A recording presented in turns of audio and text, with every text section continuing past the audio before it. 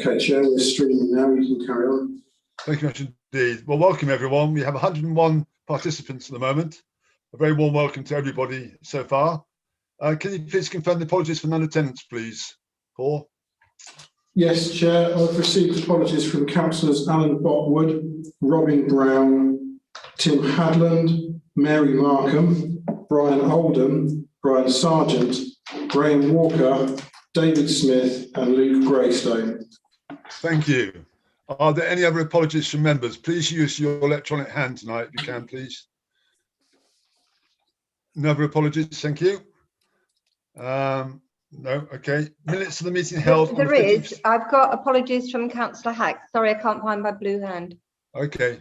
All right, and there is apology from Councillor Osborne. Steve Osborne, thank you, Cecile. Yes. Thank you. Chairman, apologies from David Smith.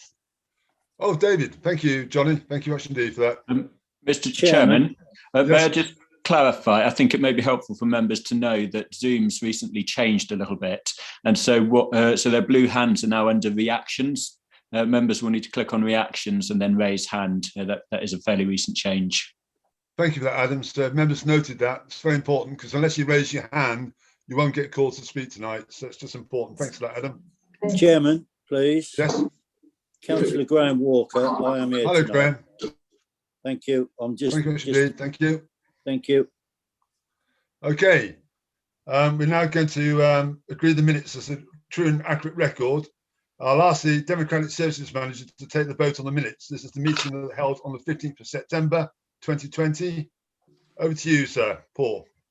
Okay, Chair, I will now launch the poll on the minutes of the meeting held on the 15th of September. Members will have 20 seconds to cast their vote. Chair, could I just say something that I'm not down as a list of attendees on the 15th of September. I have sent Paul a message, but I haven't had a response. Okay, Lizzie, I hope that's noted, Paul. Yeah, I've noted that. Thank you, Chair.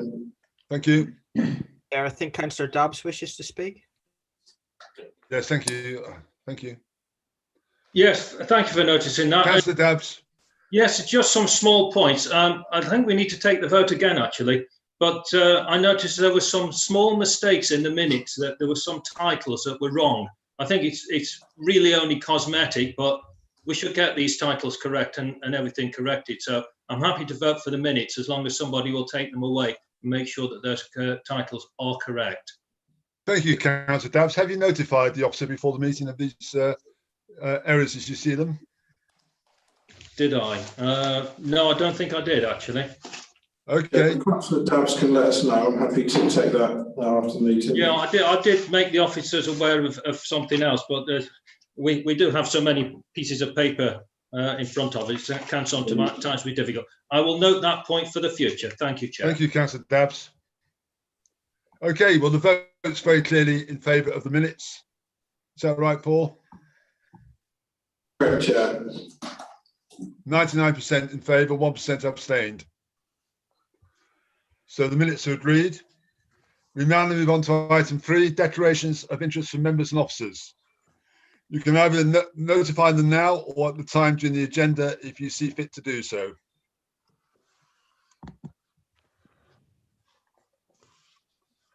No declarations forthcoming. We now move on to item 4, announcements from the chair. I'm going to ask you tonight, members, your hand still raised, Cecile. Is that from previous or a new hand raised? No, just to say I have a glitch. I cannot see when I have to vote or not. Do other people have the same problem? Because you asked to vote for the minutes and I could not vote. Well, 100 people did vote. What's the point there, Paul? If the councillor is joining the meeting through a web browser and has their pop-up blocker enabled, it will block the poll. So if the councillor could check that, and if she has got a pop-up blocker enabled, disable it, that will help. Okay, Cecile. Be helpful. I see, hand's gone now. Thank you. The announcements from me tonight, my job tonight is to make sure we get through this meeting as efficiently as possible, giving everyone the opportunity to speak who wants to speak. I'd be very grateful if members didn't duplicate what's been said already. I'd also be grateful if on the voting to use the raise hand function only if you want to speak. If you put your hand up on the electronic hand, I will make sure you get your fair order to speak. And all members should remember to mute their microphones unless invited to speak by the chair. So when you're invited to speak, unmute them. Otherwise, please mute them. My vice chair tonight, Pinder Chown, is going to be monitoring time. So each slot has a certain amount of time, and that will be Pinder's job to remind speakers 1 minute before their time is up. And when your time is up, you'll be automatically muted. So again, it's important that members get what they want to say done in their due time. And the reason for that is purely to make sure we give everyone a fair chance and everyone has the equal opportunity to speak and equal time. So Pinder will be in charge of that and should be advising members of 1 minute to go, and then you'll be muted as soon as that time is up. So you can try and finish your speech within the time allotted. Are there any questions on that? Are you happy with that? It's purely for the management of the meeting. So we go on to item 5 now, to receive statements from members of the public. As far as I'm aware, there have been no requests to address the meeting. Is that right, Paul? Correct, Chair. Yeah, no statements from members of the public. Thank you. So we move on to item 6 now. These are questions submitted by councillors and members of the public. You should all have received a copy of the questions, and you should all have received a copy of the initial response from the appropriate member. And so I'm going to go through the questions now, and obviously every questioner has the opportunity to ask a supplementary question if they so wish. There are 2 people who aren't here tonight on the question list. One is Andrew Chris from Hollowell and Teton Parish Council, and the other one is Doreen Kimberlin. That's questions 11 and 12. But apart from that, as far as I'm aware, everyone else is present. So we come to the first question from Councillor Anjona Roy. You see her question, you've seen the answer. Do you have a supplementary, Councillor Roy? Yes, I do have a supplementary. Thank you. Over to you. Thank you. What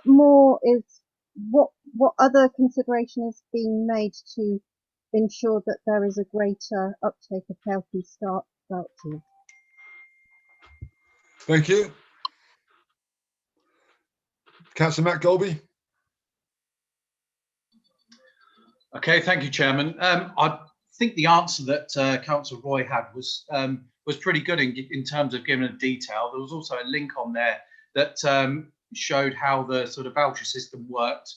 But I'd be happy to ask that question. I haven't got any detail on what sort of promotions and things are on there, but I think the answer was pretty comprehensive. I would suggest to have a good look at that link, and I will ask the question and come back to Councillor Roy. Thank you, Chair. Thank you very much indeed, Councillor Golby. We come on to the second question now. From Councillor Stone. Do you have a supplementary question, Councillor No Stone? supplementary, thank you. Thank you. You don't? No, thank you very much indeed. Thank you, Councillor Stone. Next question is Councillor Wendy Randall. Yes, thank you, Chair. Just like to say that I didn't even realise this email had come through till just to. You got on mute, Councillor Randall.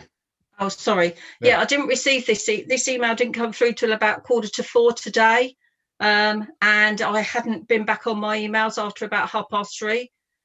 So I've only just looked at it, really, Chair. So you want to ask a supplementary, Councillor Randall? No, because I haven't really digested it. But what I would like is if we could receive them a bit earlier, or maybe the day before in future. Thank you, Councillor Randall. Noted. Next question is from Councillor Terry Eels. And you've seen the response there. Do you have a supplementary, Councillor Eels?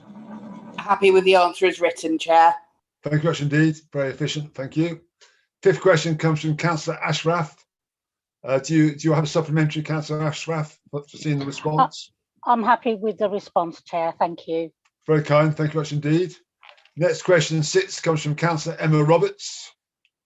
Councillor Roberts, are you happy with the answer, or do you have a supplementary question? Supplementary, please, Chair. Yes, over to you. Thank you for the information. The figures are staggering, particularly for Northampton, as we can see, and obviously the difference for South Northants takes that average down considerably. I know it's not possible to calculate the figures for the West Northamptonshire Council. Given that we are going to have a West Northamptonshire Council, when are we likely to be able to do that? Because having this raw data and that information before us is going to be absolutely imperative when it comes to considering the needs of our area. Thank you. Councillor Fiona Baker, you there to respond to that, please? I know that all these things are in train. I do not have the exact date when we will know the full information for the West, but I will ask the question and come back to Councillor Consent. Thank you. You could copy all councillors in to have that information as well, please, Councillor Baker. Thank you much indeed. We come on to the next question now. Councillor Jane Birch, and you had your response. Councillor Birch, do you have a supplementary question? Yes, I do have a supplementary question, please. Yes. Councillor Adam Brown has kindly replied, and it does refer to the Guildhall, and the information there is, is useful. Thank you. But also in Northampton, we have other really, really iconic historic buildings, and particularly the Guildhall, which is the sort of the iconic building for the town. It is the county town. And the town council, newly formed town council for Northampton, is hoping to use the Guildhall as its civic centre.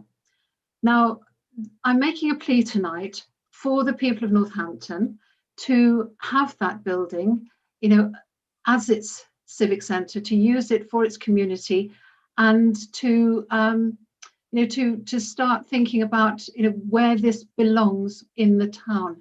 It's a building with huge heritage and history. Is there a question for Councillor Brown, please? Yes, the question to Councillor Brown is, what are you planning to do about the Guildhall, which is the historical centre for the town? It holds a heritage, it holds a history, huge, going back for centuries. And at the moment, I feel its future is in jeopardy.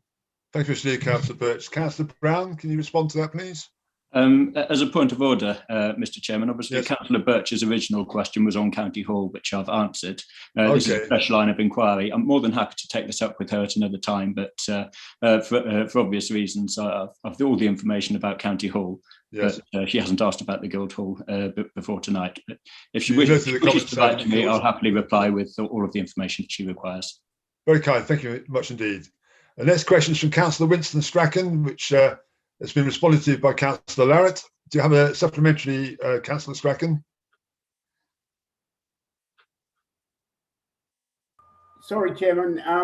I didn't see the response, but I do have a supplementary. Yes, please. The rail network in Northampton and Long Buckby is on a loop line with a capacity problem. We have been given the impression that HS2, when fully in operation, will reduce current capacity problem, which is encouraging. We are also encouraged by the east-west or cross-rail, which will provide passenger service to Cambridge via Milton Keynes and Bedford. Also, Chairman, to Oxford via Milton Keynes and Brackley.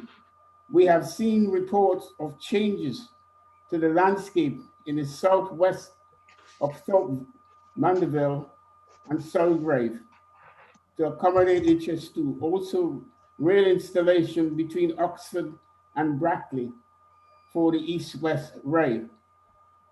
Chairman, will this council provide members with a regular up-to-date of progress in this regard? Thank you, Councillor Strachan. Councillor Larratt? Thank you, Chair. Councillor Strachan has asked several questions, and I think he's gone straight on to question 10, as opposed to dealing with 8 and 9 first. So, okay, well, maybe you let off there, Councillor Larratt. So I hear what the councillor says. He talks about East West Rail and Brackley. Well, Brackley certainly isn't on East West Rail. East West Rail runs from Oxford to Cambridge. The section between Oxford and Bicester is complete. We're now recently had the announcement of the investment in the phase to complete the line between Bicester and Bletchley, and that will then follow Bedford, Bletchley to Bedford will then follow, as will the Bedford to Cambridge. So there's no construction taking place of East West Rail in Northamptonshire in any way, shape or form. That said, we are campaigning and we are raising the profile of particularly Northampton, that has very difficult, very poor rail connections, for East West Rail to run to Northampton. So it does give people in Northampton and Milton Keynes access to East West Rail. Happy to provide regular updates on the situation with regard to HS2, and I hope that that will be forthcoming in due course, and we will do what we can to keep members informed of the issues. But East West Rail is an important project, as is HS2, for the economic well-being of the county. Thank you. Thank you, Councillor. Hopefully that answers all your 3 questions, Councillor Strachan. Thank you. Thank you. Thank you much indeed. The next one, actually, we have question 11 and 12 we already covered. Question 13, I understand that Andrew Crisp and, I understand that Dave Berry and Pat Coomer-Wood will attend tonight.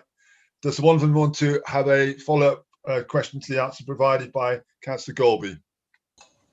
It's Pat Coomer-Wood here, and we just thank you for the answer we've been given. It covers all of the things we raised, and there's no supplementary questions.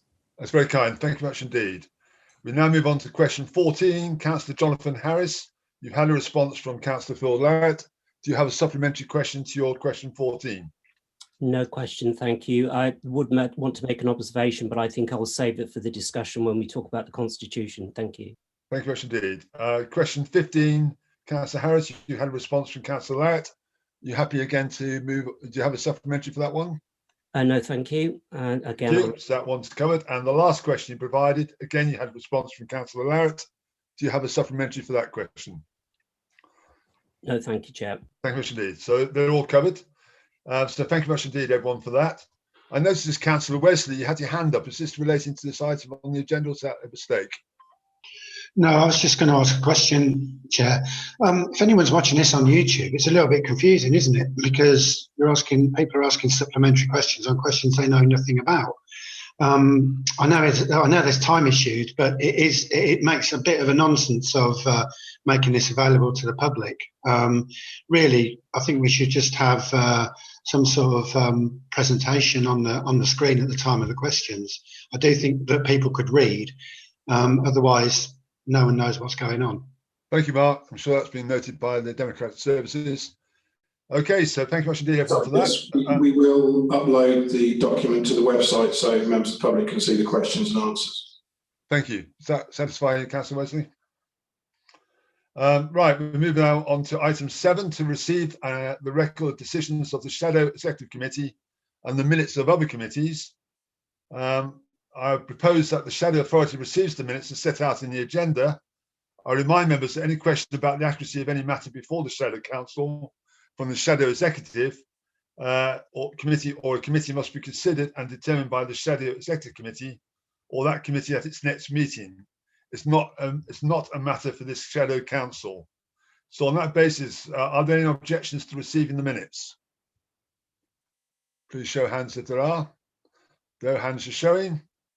I confirm the minutes have been received. No vote required. Thank you. We now move on to substantive item tonight, the budget 2021-22 and medium-term financial plan, general fund revenue and capital. A protocol for debating the budget has been issued, which you should have all received, in line with the requirements of the Shadow Authority's constitution. A copy of this protocol has been circulated to Shadow Councillors. Under this protocol, a nominee from the administration will have 30 minutes to move the budget, and a nominee from each opposition group will have up to 10 minutes to respond. Any amendments proposed must be submitted in writing and will be checked by officers before they are debated, and I understand that's taken place. At the conclusion of the debate, a recorded vote on the budget will be taken. So hopefully everyone's happy with that. I now ask Councillor Rebecca Breeze to propose the budget. Rebecca, you have 30 minutes. Thank you. Thank you, Chair. If you'd just bear with me while I share my screen. Share. Okay, that's hopefully visible to everybody. That's fine, Rebecca, I can see it. Yep. Okay, thank you, Chair. So it's a great pleasure to present the first budget for our new West Northamptonshire Council. It's a budget that's been crafted against a quite unprecedented backdrop, a global economic crunch, which has seen the GDP of the UK fall by 9.9% in the last year, and has had a profound impact on the lives, finances, and businesses and the prospects of many of our residents. It's been a very difficult year for many, and a contraction that's not been seen since the Great Frost of 1709, which I believe took 10 years for Great Britain to recover from. However, it is a budget which I'm pleased to report is balanced, delivers continued transformation, maintains services, and contains proposals to offer enhanced support to our most vulnerable residents.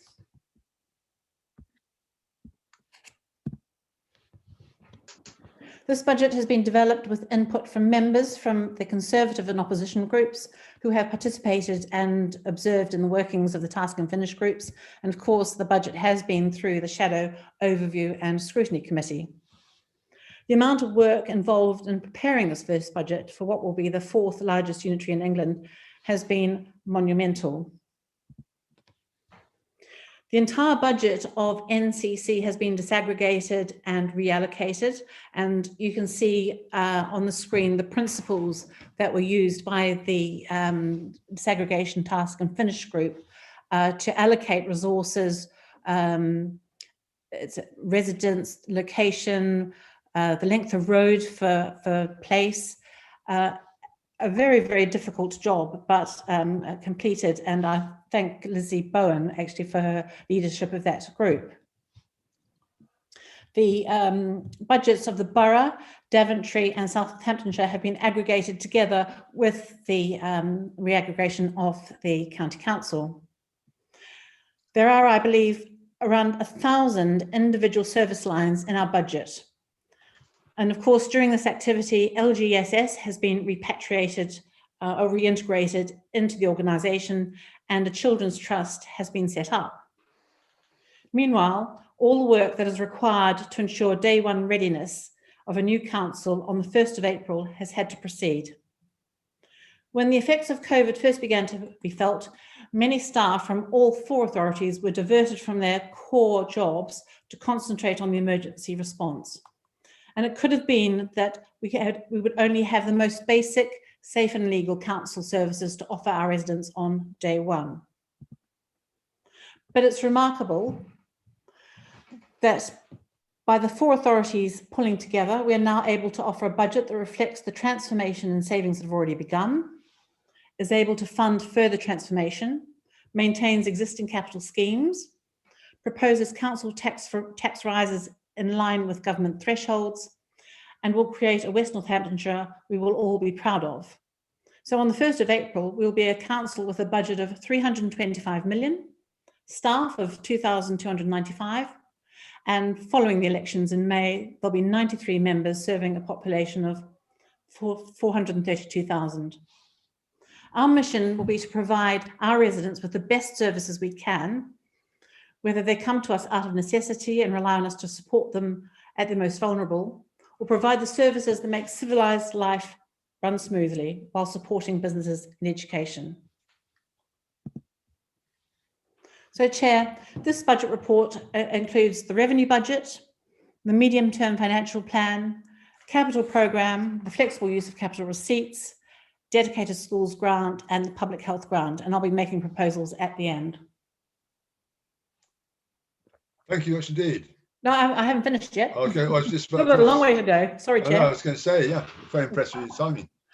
Okay, so I'm actually going to cover the dedicated schools grant first and the public health grant because they're both ring-fenced accounts. Dedicated school grants, we have very little flexibility in applying the grant from central government to a range of education services in the authority. The NCC budget has been disaggregated and allocated to the North and West unitaries, with the West allocation as indicated here. The draft public health budget, again, a ring-fenced budget used to improve health, well-being and reduce inequalities across the council area. The allocations haven't been finalised yet for 21-22, but the assumptions have been made that it's going to be based on current government funding methodology, and so it'll be broadly similar to the 2021 budget, and so around £18 million. So now we turn to the revenue budget. Following the disaggregation of the county council budget and aggregation of the 4 authorities together, the base budget for 2021 was 307 million. So for our 21-22 budget, we have added COVID pressures. So this is loss of income, additional social care support, pressure on mental health services, supporting working home for staff, amongst other pressures. Local government reform, some additional identified and ongoing costs related to LGR need to be accounted for, such as the closing of the accounts of the sovereign bodies, funding additional posts due to county council functions needing to be funded separately in the 2 authorities. Sorry, in the 2 unitary authorities. The budget pressures, these are the normal contractual increases, demography and demand changes, pay increments and so on. We have made some savings and efficiencies achieved through the business rates pilots that started in 1920, and as well as the County Council and the District and Borough's own transformation programs that have taken place. These are all listed on page 19 and 20 of the budget report. There are technical changes, which include the 2 funds I'm about to propose and other technical movements. That's on page 21. And finally, we've built in a contingency. So this is a prudent figure to cover the cost of any unexpected occurrences and will be available to adjust budgets if necessary. It will be at the discretion of the Director of Finance and the portfolio holder as to whether they're deployed. So our income. West Northants' net budget has 2 main sources of income. The first is the grant settlements from central government and the retention of some business rates growths above a baseline figure. We've been waiting for a number of reviews of government grants. However, due to COVID, the business rate review, the fair funding review and the business rates baseline reset have all been delayed until at least 2022-23. Therefore, there are grants that we cannot assume will continue in future years, such as the new homes bonus, which we had not expected this year. The business rates baseline reset delay will be in our favour. However, one of the unfortunate consequences of LGR has been the loss of the benefit of being in a business rate pool. This has cost us as a council some £4 million in income, as our business rates growth income is now subject to an additional tariff of 33%. The executive continues to apply pressure to MHCLG to see if this anomaly can be overcome, as one of the promises of LGR was that we would not suffer a financial detriment as a consequence of that decision. As I mentioned in the previous slide, an additional 12.5 million of COVID spending for loss of income and because of the contraction in economic activity and other costs had been built into the base budget, but it was announced in the provisional settlement that West Northants had an allocation of 12.63 billion of that. Sorry, 12.63 million of that 3 billion. This is again, however, one-off funding, and so we will not be able to rely on it as in ongoing years. So work will need to begin straight away to understand and account for the significant economic impact COVID may have on our medium-term financial plan. Normally, collection fund losses, which is council tax and non-domestic rates that we fail to collect, have to be wholly accounted for in the year after they're incurred. But due to the significant fall in collection rates we're expecting because of the rates relief extended to various sectors of the economy and the difficulty other businesses are having in paying bills, we are now going to be allowed to account for the deficit over a period of 3 years. There may be some additional funding available to cover some of these issues. Fees and charges income will amount to about 27 million per annum. All the fees and charges have been harmonised, that must be harmonised by statute for the start date of the new council. And in addition to those where different rates were charged by each authority, and it's possible to harmonise across the new council. But some of those that are not harmonised will be reviewed during the year and adjusted when it's possible to do so. Many of the fees and charges are advised by statute or regulation and so are adjusted accordingly. There's been a general presumption of a 2% increase where it's possible to apply, but this is not in all cases. So, as the level of funding received from central government grant is being reduced year on year, the stability of income from council tax is becoming more important. Grant funding has fallen from 58% of council income in 2013-14 to 38% next year. Council tax is therefore the largest element of our income at 215 million, which is 2/3 of our income, and is the income area that we can most control and have direct influence over its generation. But this is a direct tax on our residents, and we must be honest in accepting the importance of maintaining that base and be prudent in its use. This is why I believe it's important that we take advantage of the ability to raise council tax as allowed by the government. It's the bedrock of our budget and will support those residents in greatest need. It's not clear yet what the social and economic impact of it's not clear yet what the social and economic impact on many of our residents is going to be as a result of COVID. But in our budget, we've allocated 170 million to support vulnerable adults and children. So we're proposing a core council tax rise of 1.99% and the full social care precept of 3%. Every 1% rise in council tax generates some 2 million in income. I'm aware that this involves a tax increase on our residents, and for a Band D property, this is an average increase of £1.43 per week, and for Band H, £2.86. But this is less than a flat white from Costa. While I accept this may be marginal burden to many households, there are households to whom this will be an additional pressure, and I'll come on to this in a moment. So as we unite to create a new council, we must harmonise the 3 different council tax rates that have historically been charged by the districts and boroughs, in addition to the counties. There have been only a limited number of options for achieving this, and the Task and Finish group who considered this recommended the council tax weighted average option and over 3 years. This recommendation was supported by the Shadow Executive and forms part of these proposals. The harmonisation period could be anywhere between 1 year and 8, but we believe that this 3-year proposal achieves a balance between keeping increases to a reasonable level while achieving harmonisation in a reasonable time frame. As I mentioned, there are some households to whom any increase in council tax is an additional pressure. The local council tax reduction scheme is in place to help our most financially vulnerable households. Pensioner households are covered by a statutory scheme. However, schemes to help working age households are put in place by the local authority. Across the West, 3 schemes have been in place. These rates must be harmonised on the start date of the new council, not over a number of years as for council tax. We tried to press MHCLG on this because we felt it was iniquitous, but we didn't get anywhere. So initially, the Task and Finish group proposed 26.5%. However, after considering consultation responses, the Shadow Executive has settled on a figure of 20%. This is a 33% drop in the maximum sum paid by the majority of claimants in the West.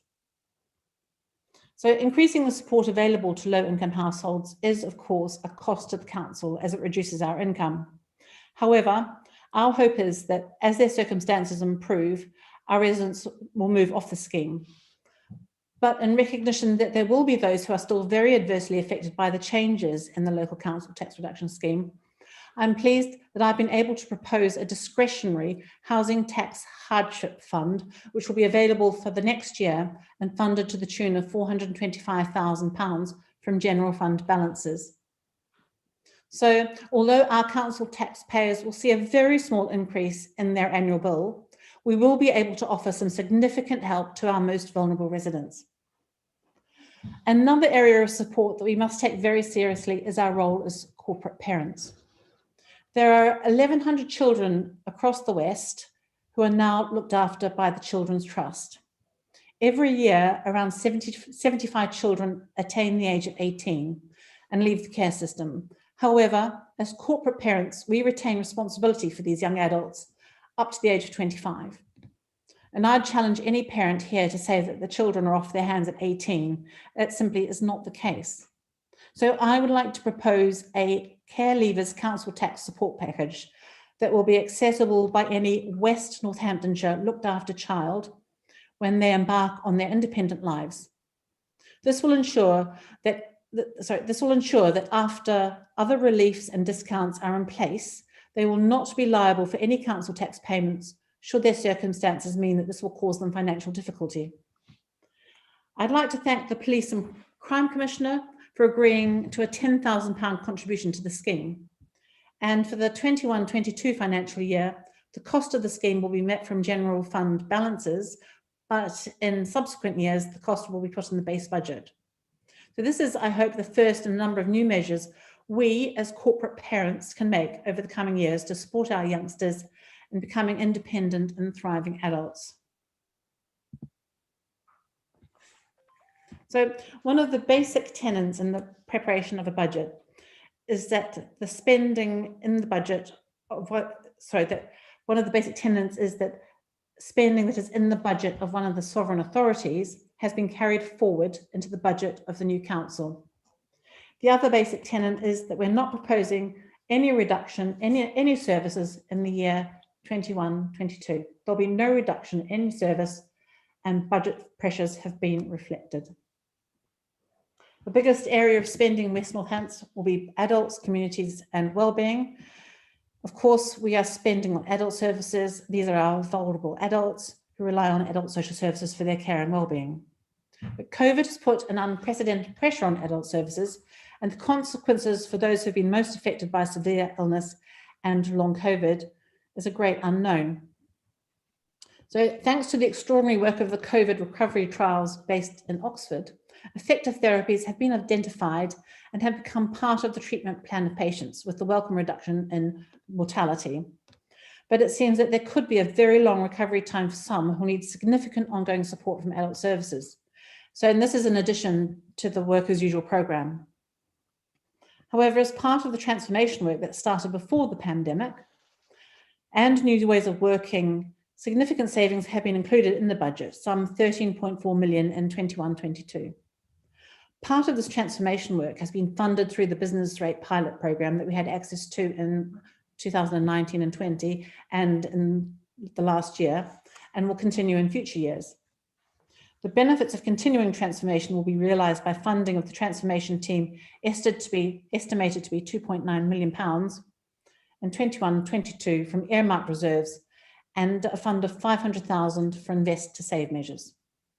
Of course, the Children's Trust became a TECL company established on November the 1st, which will be wholly owned by the West and North Councils on vesting day. A contract sum for 21-22 has been agreed, and this is in the revenue budget. And although delivery of children's services is now undertaken by the Trust as part of the Fresh Start, we will be fully accountable for the delivery of these services. So the two main spending areas are accessed by only a few thousand of our residents when most in need. But place and economy are where most of our residents find services. They want their potholes filled, waste collected, planning issues dealt with efficiently. They want the best environmental services and trading standards to keep us safe. Some of these services charge a fee and provide an income to the council. And where it's been essential to harmonise fees and charges on vesting date, this has been done. Where this has not happened, it will be considered in the next year. I have been pleased to say that when harmonising services, another basic tenet has been to improve services. So an example is bulky waste collection.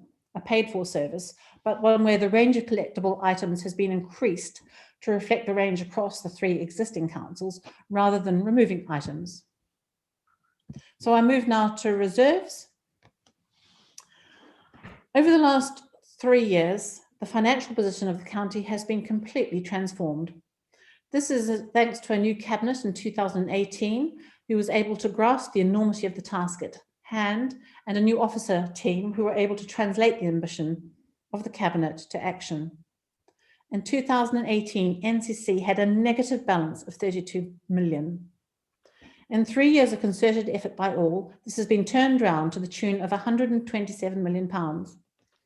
In the last year, NCC are able to deliver a business as usual saving of nearly £8 million, as well as being able to pass on a further 8.8 million of unspent COVID Section 131 grants to be used next year to further mitigate its effects.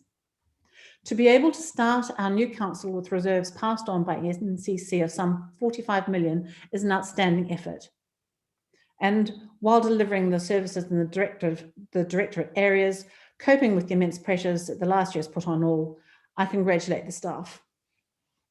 When the general fund balances and earmarked reserves of the districts and boroughs are added in, we expect the total reserves of West Northamptonshire Council to be around £95 million, with general fund balances of 40 million and earmarked reserves of 55 million. And this figure does not include any unspent COVID funding from the previous year. It's important to remember that that's only 40 million is about 3 months of general spending by the council. You will have seen in the revenue budget report that there is a general contingency fund of some 10 million, partly funded through the base budget and partly funded through the use of reserves. This has been looked at closely and challenged by me and the Task and Finish group. So general fund balances are to be used as followed if required. So 5 million for a contingency fund, which has been referred to above, to support demand-led pressures over and above the budget assumptions contained within the service areas. This spending will only be released if required and would be released by the Executive Director of Finance in consultation with the portfolio holder for finance. So 425,000 for the discretionary council tax hardship fund in 21-22, 75,000 for a care leavers package, which will be funded for reserves next year but enter the base budget thereafter, and the other named reserves as listed on page 31 of your report. So that's item 13 if you don't have page numbers. So I believe the use of reserves is prudent and supports the working of the council, but I would heartily disapprove of the application of reserve funds for any other everyday activities. So the capital programme. All those capital programmes that have been agreed by NCC and the districts and boroughs are now in the capital budget for West Northamptonshire. The table on the screen gives an overview of the capital expenditure by directorate, and in Appendix G of your report pack, you can find the detail of each approved major scheme across the new council, including the sources of funding. On the flexible use of capital receipts, MHCLG has given the North and the West exceptional permission to use up to 10 million each of capital receipts for revenue expenditure, in addition to the proposals listed on page 13 of your budget reports. That does not mean we're necessarily going to use the full extent of this permission, but we're already able to avail ourselves of the flexible use of capital receipts for certain expenditure, which is time limited, transformational for services, or as a one-off. Any further decision to use capital receipts in this way will be carefully considered by the Director of Finance and the portfolio holder. So now I turn to the medium-term financial position. So part of every council's financial planning is some crystal ball gazing and looking at what they expect their financial landscape could be over the next 3 to 4 years. We have a balanced budget in 21-22.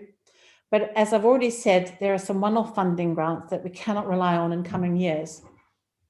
There are overdue reviews of business rates, rebaselining of business rate retention, and the delayed fair funding review. The impact of COVID, we hope, will be reducing and have gone by 24-25, and the work of transformation team will produce savings for the future. But almost immediately upon conclusion of the setting of this budget, work will begin on a zero-based budget for the new council in order to address the estimated deficit while maintaining and improving services. So in conclusion, Chair, I would like to propose the recommendations at point 3 on page 6 of the budget report to the Shadow Council. It's a budget that's balanced, preserves all existing services and capital programs of the 4 sovereign authorities, and looks to improve services for our residents. It builds on the transformation of services that's already begun and continues investment in further transformation to deliver better and more efficient services. We will improve services across the West rather than downgrade. We will recognise the excellent work done by colleagues at NCC in delivering to the West a significant level of reserves to add to that from the districts and boroughs.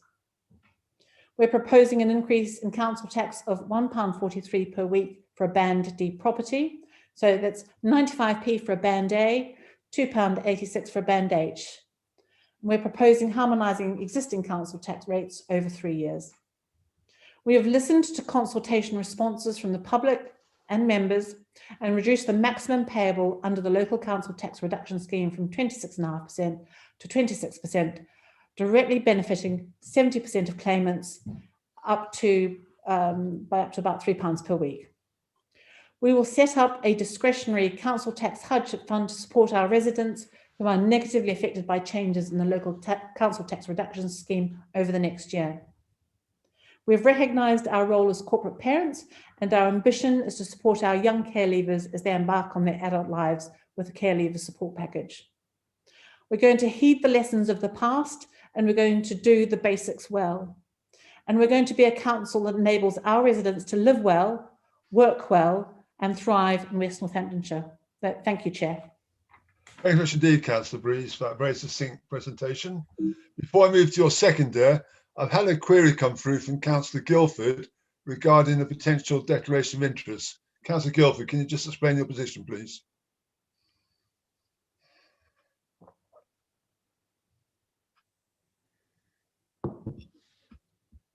Is Councillor Guildford there? No. Okay. I now invite Councillor Malcolm Longley to second the proposal. She's on mute, I think. She was trying to she's on mute, is she? Yeah, sorry, Chair, I should say. Thank you. So, You're on mute, Joe. Can you hear me now? Can you hear now? Yes, can hear you now. Okay. That says mute on my screen. I'd like to ask a question of the monitoring officer, if I may. I'm a managing partner at a GP surgery here locally in Daventry, and therefore we hold public health contracts. So should I declare an interest, and am I allowed to vote on this motion? Thank you, Councillor Guildford. Monitoring officer.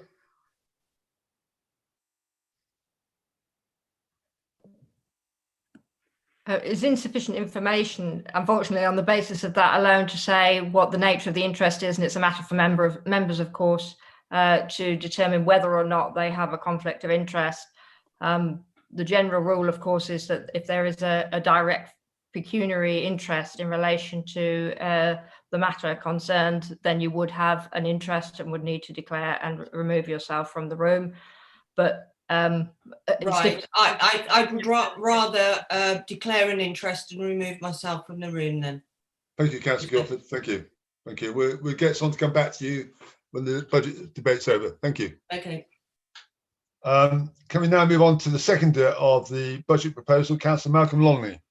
Thank you, Chair. I'm very pleased to second this very prudent budget, but I would like to reserve my right to speak. Thank you, Malcolm. That makes it very simple. Can we now move to the Labour group response? Councillor Danielle Stone.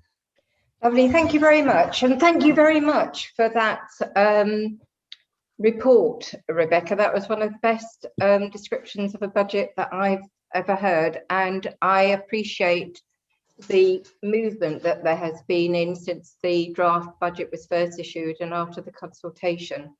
I'd also like to say I really do recognise the huge amount of work that's gone on with this budget from the officers and from the members, and it is good that we have got a balanced budget.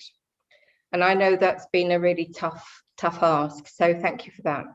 But Labour will not be supporting the budget, and I really, really want to explain the reasons why. In the first year of our operation, as I understand it, we have got to find £36 million worth of savings. Well, that's between the two unitaries, I know. And I fear for what that means in terms of services and staff redundancies. We've just been given assurances that it won't mean anything for services, but I find that not entirely credible. And the reason why I don't find that entirely credible is because there are two ways of meeting those kind of things. One is by staff redundancies and service cuts, but the other one is by income regeneration. And there is no mention in this budget of any income generation strategies. I'm pleased to hear that in future we'll be doing zero-based budgeting, but I was expecting that to happen this year. Zero-based budgeting gives us information about what we actually need, and then we can identify budget gaps and have a strategy for dealing with that. And I think it's really, really important. Otherwise, we're firefighting all the time. And I think, in addition to zero-based budgeting, we need to move our narrative away from service pressures. We've heard a lot about that already this evening, into an understanding of what need is. For me, prevention and early help is absolutely key.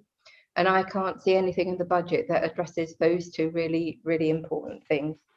But there is another budget concept that I'm very much in favour of, and that's smart budgeting. And there is absolutely no indication anywhere in this budget that that is being considered by the administration. So smart budgeting is where different service areas pool resources to better build the foundations for service development and improvement.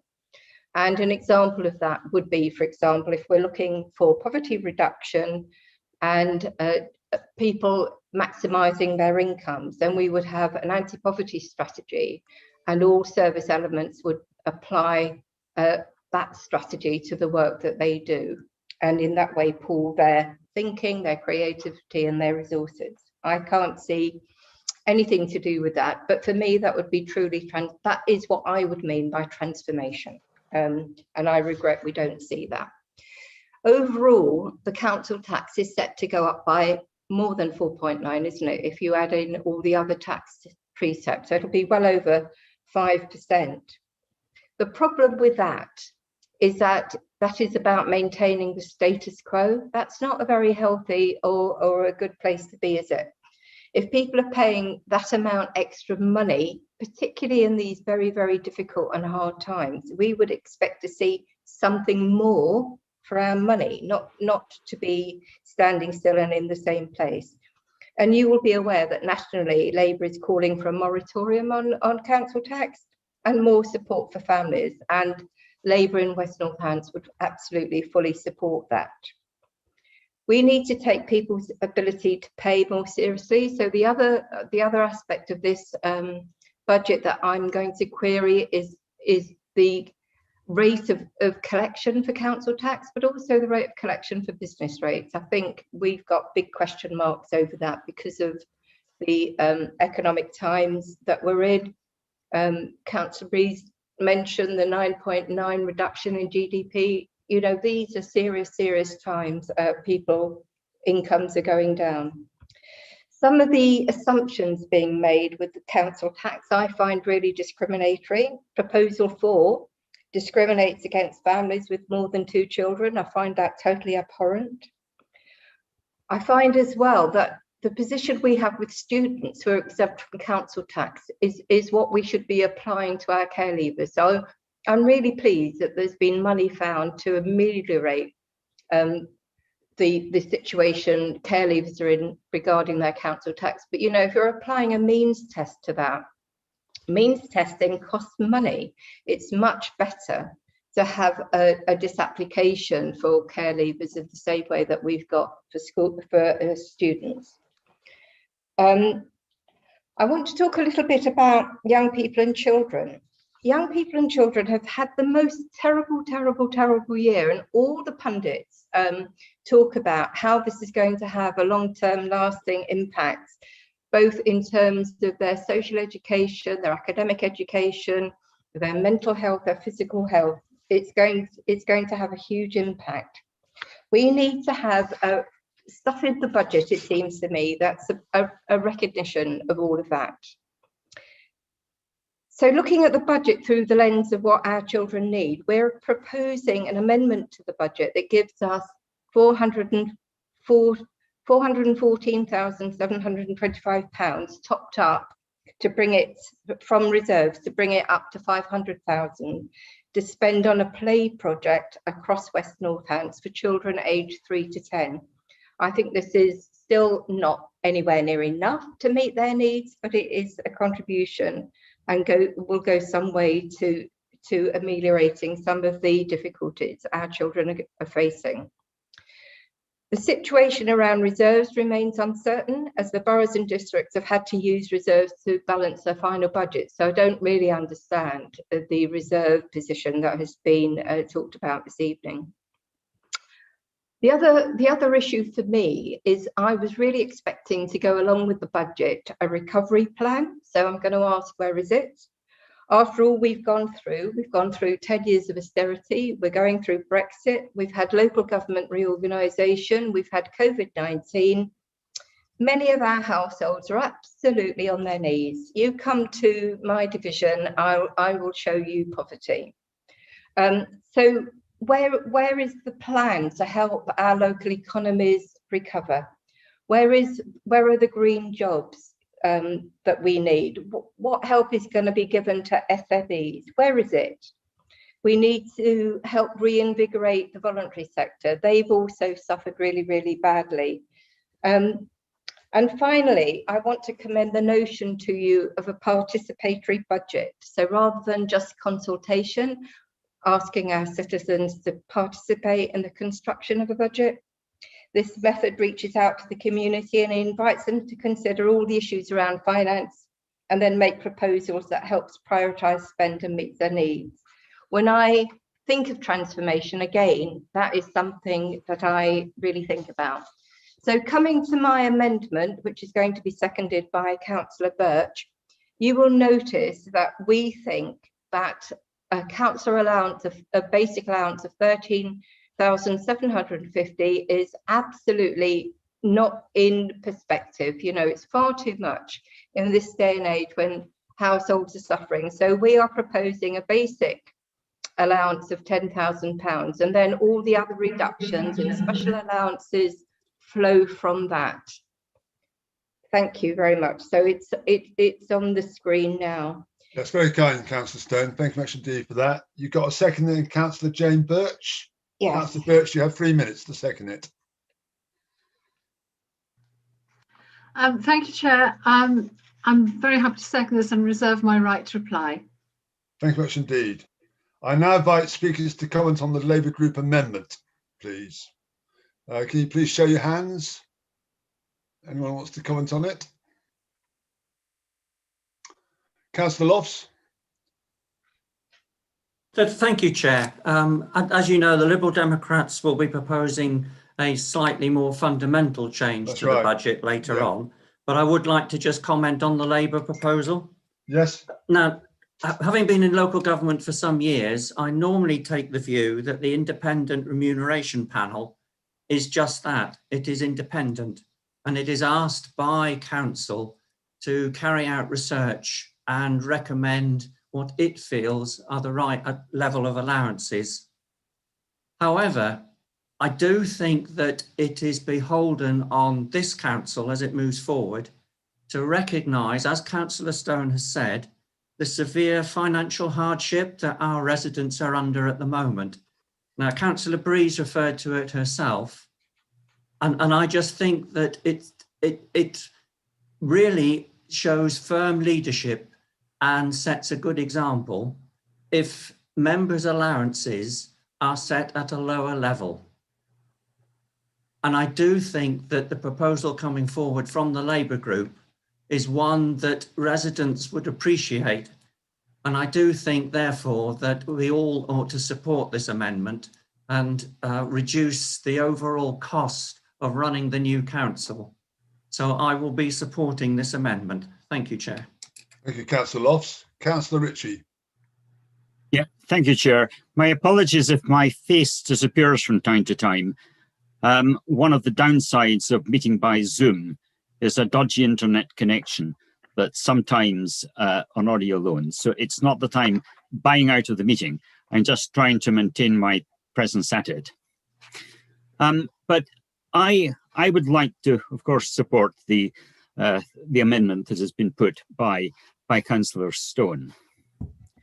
I'm reminded of the many meetings, Chair, that you have chaired in Daventry for briefing potential candidates in elections. And it always rings in my mind that at each one of these you have declared, we're not, of course, in this for the money. Now, I'm not suggesting that we should be in it and that councillors should not be remunerated. But I do think that we need to be mindful that being a councillor is more of a vocation than a profession. And while, I'm not suggesting that people should not be properly compensated for their time and their efforts, we need to remember that we are providing services for people who are struggling to make ends meet. And I just feel that if we were to start off with a level of allowances that would cause resentment, it would be a bad start. If we, as a shadow council, were to make a statement tonight saying that, look, we recognise that there's a problem here, and we are not going to take nearly as much from the pot as the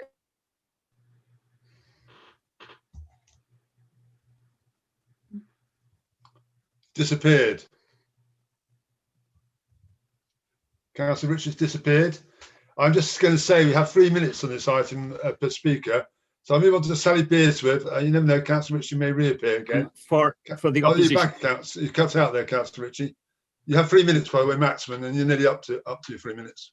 Well, I was only going to say, it's important. I mean, think back to Max Scaller's report and what he had to say about the lack of scrutiny in the in the previous county council.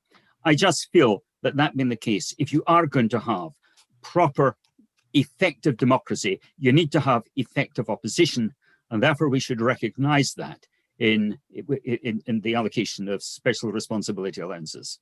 Yeah. Thank you very much indeed, Councillor Ritchie. Councillor Beersworth. Thank you, Chair. I'm just going to say I would support this idea, although we have an independent panel, and I think they do sterling work, we don't have to take their views totally on board. And I think by having a reduction, it shows the people that we really are caring people, not out, as you say, to make money. I think the people at the moment, the people using food banks, people struggling to feed their children, I would find it terribly difficult, especially when the special responsibility allowance gets a member's allowance as well.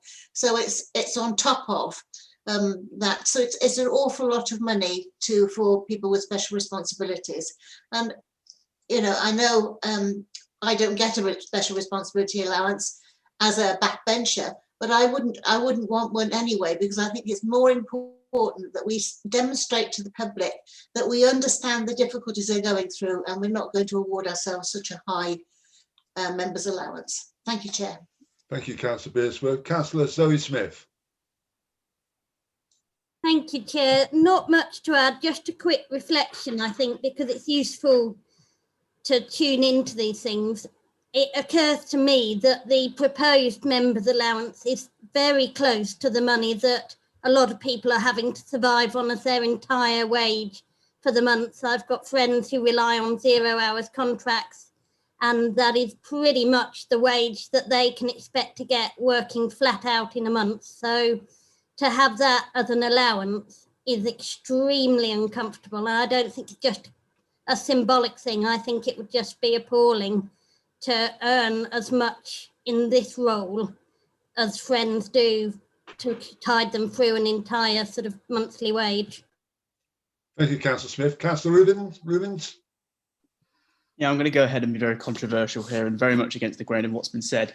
One of the most important things that we've talked about at a number of council meetings at the county council, and it was raised at the meeting the other day, was the importance for all of us and local politics in Northampton to be able to attract more people, and for it to be able to be possible for more people from more backgrounds that at the moment simply cannot afford to get involved in local politics in Northamptonshire because they cannot afford the difference between the salary sacrifice they might have to make from working less hours, because this is obviously a very, very time-consuming role if you do it to the fullest extent, which I'm sure most of us do. And therefore, I'm going to err on the side of saying, actually, for years, I think we've actually held this down, and we have shut out so many people from being able physically, being able to afford to get involved in local politics.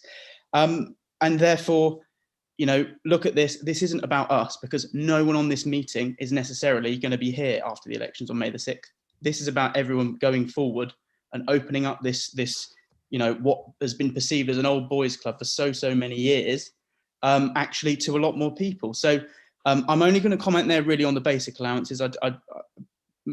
Less on the special responsibility, but certainly on the basic allowances. I really do strongly believe it needs to be at a level where people can sacrifice money from their main full-time job, where they're a person with a family and children they've got to provide, and try and live comfortably. That we provide this, and we don't just play to the gallery and play to the crowd, because we can save so much more money via really good transformation projects than we would be spending extra in having 10,000 versus 13,750 or whatever it might be. Thank you, Councillor Rubins. Councillor McCord.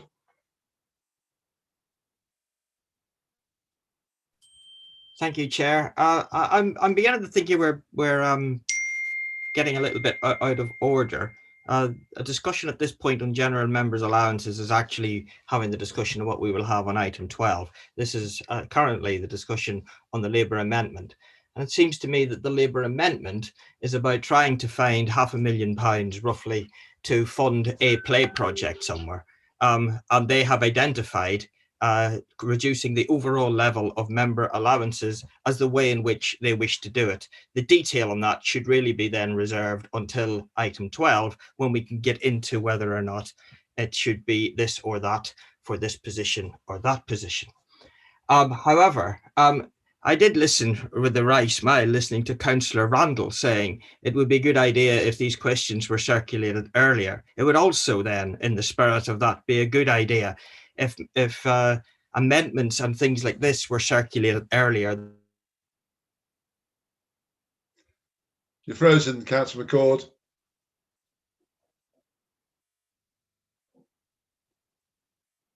Okay, can we have another speaker then? Councillor Billingham. Thank you, Chairman. The only comment I wanted to make was that it is not obligatory to take the allowances that are accorded to you, and that whilst I understand the comments that have been made by other councillors regarding the fact that these may be too high, I also take the point made by Councillor Rumans that some people need that additional income in order to be able to fulfil this public service. I have always been in a very fortunate position where I didn't need an allowance, and I'm proud to say that in the 40-something years I've been a local councillor, I have never taken an allowance. But I understand that I am fortunate, that I do not look for praise when I do that. I feel more comfortable in that way, and I have been able to do it. But no councillor is forced to take the allowance that is on the table. It is up to them to say what they would like to receive or not receive. Thank you, Chairman. Thank you indeed. Councillor McCord, you're back. Anything further to add? Yes, thank you, Chair. As I was saying, it seems to me that it would be useful to have these on notice. Now, there's a change here. I can't make the maths work that are actually suggested in the amendment. The amounts for that are being shown on this amendment don't add up to the totals that, as I can see it, and the saving isn't there. It's not by a massive amount, but I think it's about £6,000–7,000 different, which it goes to show what trying to do these things on the hoof is actually about. we have an interesting situation from the Labour group in which they're trying to say my allowances are going to be cut, but let's introduce a shadow cabinet allowance and put 40 grand back in for them. Now I'm making the assumption that the Conservatives are the administration, but nonetheless it's a smoke and mirrors amendment designed to confuse activity for progress, and I urge Council to reject it. Thank you, Councillor McCord. I'm going to ask now Councillor Longley, who reserved the right to speak. Do you want to say anything, Councillor Longley? I was just going to talk generally about the budget, and that's fine. That's your right, sir. Yeah. Yeah. I was going to say that you know, with notwithstanding the amendment, what's been put forward is a prudent budget, in my opinion. It's been carefully thought through. A lot of the issues have been debated over quite some months with a lot of excellent people in the team of all parties. But it's been a tricky one, and it's been a tricky one because there's been a lot of unknowns. It's a new situation, and so as a consequence, a lot of unknowns. So we believe it to be prudent, but you know, we've got to be very careful in. So, but I think that it's on balance now eminently deliverable.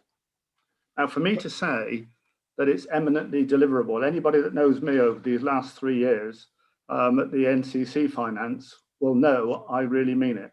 I don't say these things. Usually I'm a pessimist on these things. And so, so I think we've got a good budget. Otherwise, I wouldn't support it. We've got an excellent... I'll just stop you there, Councillor Longley. I just want to focus on the amendment at the moment. Yeah, I'll come back. Okay. Well, and the amendment is going against the spirit of what we've done. I believe we've put a lot of thought, a lot of effort into this, and my view is we should stick with it. Thank you, Mr. Councillor Longley. Councillor Breeze, I just asked you to respond on the amendment. You have 3 minutes, please, Max.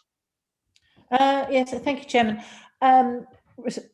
Councillor Longley has hit the nail on the head. This has been a carefully... Hang on a minute, Councillor Breeze. Chair, you didn't call Councillor Birch. She reserved her right to speak. Yes, I'm going to come to that. I could do it now. I just thought you might want to do it afterwards. It's up to, I'm happy to, if you want to chair the meeting, I'll be very happy to do that. I'm just trying to be, I said to you all along, I make sure everyone gets their say. I haven't forgotten Councillor Birch, but I was just going in this order. If you want, I'll be happy to take Councillor Breeze. Councillor Birch before Councillor Breeze, then, if you want that, that's fine. Councillor Birch. Thank you, Chair. Yes, this is a balanced budget, and there are many good things, many good elements in it. But we don't know what's going to happen as we move forward, as we come out of COVID. We don't know the implications of the lockdown on families being cooped up, being restricted in overcrowded housing. It's a pressure cooker effect, isn't it? With tempers and irritation and all the problems that come with people being unable to get about their normal business as they normally would.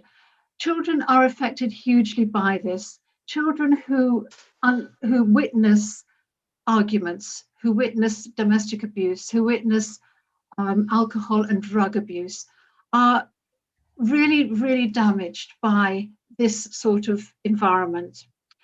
We don't know how they're going to be affected as they come out of lockdown. We haven't seen the full effects. And I do worry about whether our services and staff are ready to deal with all this unforeseen demand.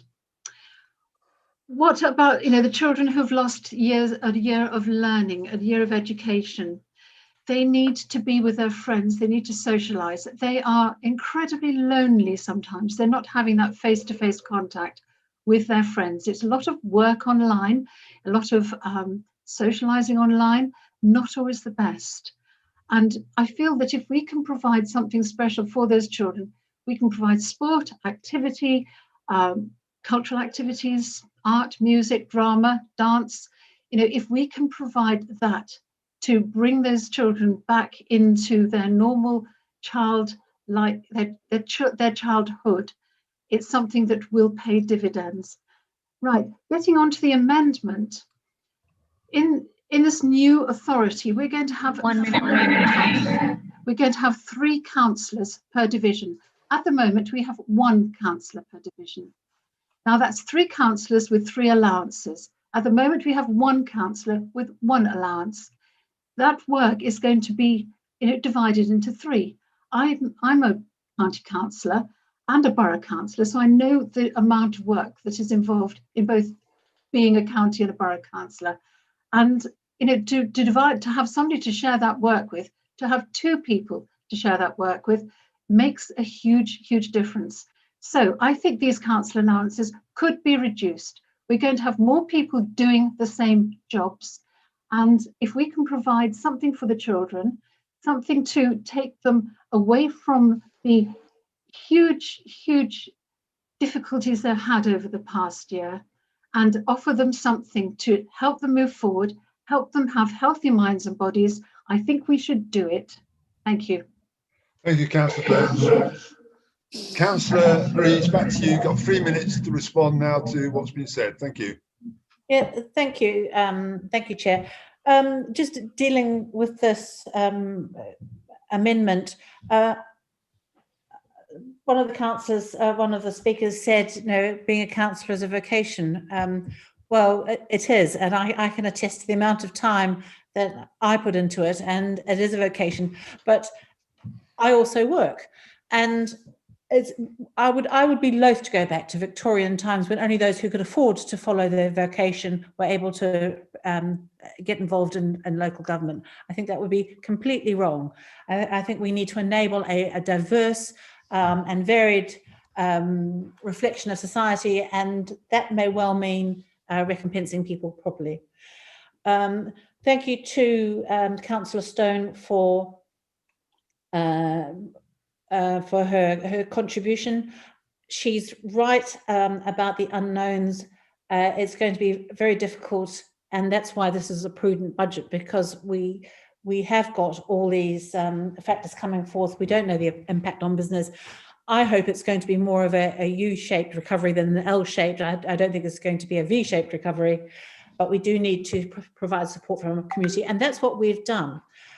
We've got, you mentioned a figure of 36 million in additional costs. Well, we need to have a good base on which to deliver the costs, and if we're going to take money out by not raising council tax, we lose that income forever. In terms of supporting a play project, I think that's something that certainly the next council can consider. And as I mentioned in my report, we will be going to a zero-based budgeting system. We couldn't do it this time. It was discussed. It would have been nice to have done it this time, but there simply wasn't the resource or the time to go into the detail that a zero-based budget needs. But that will happen. 1 minute remaining, Chair. And at that point, additional projects can be considered. So thank you, Chair. I really have nothing further to say. I won't be supporting the amendment, but I encourage members to support my budget. Thank you. Thank you, Steve. Councillor Breeze. Can I just ask the Democrat? Chair, can I make a point of order, please? Can I What's ask the point for of order, please, Councillor Lofts? Yeah, can I ask for a recorded vote, please, on this? Well, I'm just going to come to that, actually. Can I ask the Democratic Services Manager whether we were planning to have a recorded vote, but whether we're going to have one recorded vote on each amendment, or we're going to have one recorded vote on the budget when we finalise it? Chair, the advice was that a recorded vote on the amendment isn't necessary, on the basis that there will be a recorded vote on the substantive motion, which may or may not be amended. If Councillor Lofts wish to call for a recorded vote, we need to see that the threshold is met. I'm just going to check that now. Thank you very much indeed. Thank you. Just checking the threshold, Councillor Lofts. The same issue is raised in the north, you see, that's why we knew it was coming potentially. I think it's 6 or 7 members, Chair. We're just going to get checked in. Thank you. Shadow authority constitution, recorded votes 10% of the overall number of shadow councillors, so that's 14 rounded up. Sorry, 13. I beg your pardon, Chair, 13, as we have had a couple of resignations, so it's 13. 30? 13, 1-3. 1-3. So we need 13 councillors to actually say they want a recorded vote. Well, so using the system, can we please show if you want a recorded vote, please? Mm-hmm.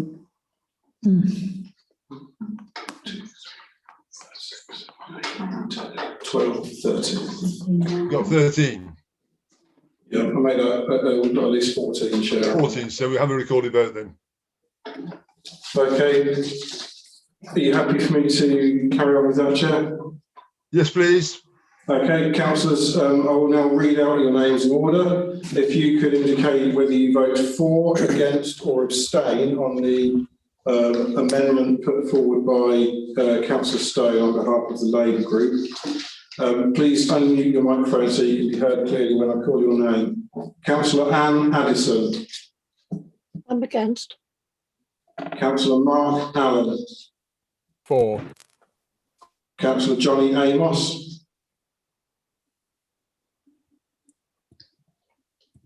Councillor Johnny Amos, presume is absent. Against. Oh, thank you. Councillor Tony Ansell, I think is absent. Councillor Rufia. For. For. Why are you calling me? I'm quiet. Something's gone wrong. I can't. Did you get that? I got that. I'm not sure the Democratic Services You're manager's got it. voting for. Democratic Services is muted. Muted.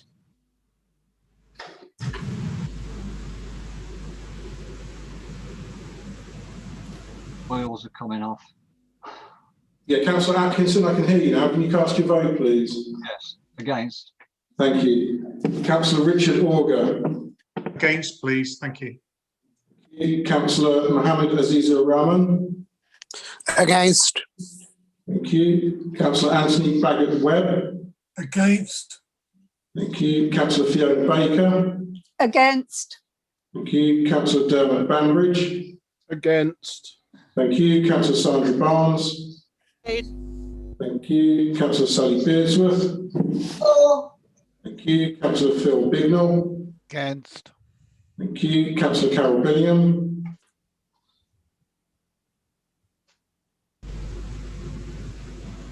Councillor Carol Billingham. Sorry, I unmuted myself, but it seems not to have worked. Against. Thank you. Councillor Jane Birch. For. Thank you. Councillor Alan Botwood is absent. Councillor Lizzie Bowen. Against. Thank you. Councillor Rebecca Breeze. Against. Thank you. Councillor Adam Brown. Against. Thank you. Councillor Robin Brown is absent. Councillor John Budden is absent. Councillor Nick Bunting. Against. Thank you. Councillor Mina Cali. For. Thank you. Councillor Alan Chandler. Against. Thank you. Councillor Pinda Chohan. Against. Thank you. Councillor Nazim Chowdhury is absent. Councillor Carol Clark. Against. Thank you. Councillor Michael Clark. Against. Thank you. Councillor Roger Clark. Against. Thank you. Councillor Stephen Clark. Against. Thank you. Councillor Karen Cooper, I think, is absent. Councillor Daniel Cribbin. Against. Thank you. Councillor Stephen Dabbs. For. Thank you. Councillor Richard Dallin is absent. Councillor Julie Davenport. Against. Thank you. Councillor Hugh Davies, I think, is absent. Councillor Peter Davies, I believe, is absent. Councillor Janice Duffy. For. Thank you. Councillor Gareth Eels, absent. Councillor Terry Eels. For. Thank you. Councillor Brandon Eldred. Against. Thank you. Councillor Penny Flavel. Against. Thank you. Councillor Rupert Frost. Against. Thank you. Councillor Valerie Furness is absent. Councillor Joe Guildford, I think, has declared an interest. Councillor Matthew Golby. Against. Thank you. Councillor Andre Gonzalez de Savage, I think, is absent. Oh, he's there. Was that against, Councillor Gonzalez? Right, so against. Thanks, Paul. Thank you. Councillor Andrew Grant. Against. Thank you. Councillor Luke Greystone is absent. Councillor Liz Griffin is absent. Councillor Tim Hadland.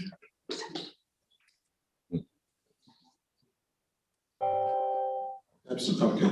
Thank you. Councillor Hadland is absent. Councillor Hallam. Against.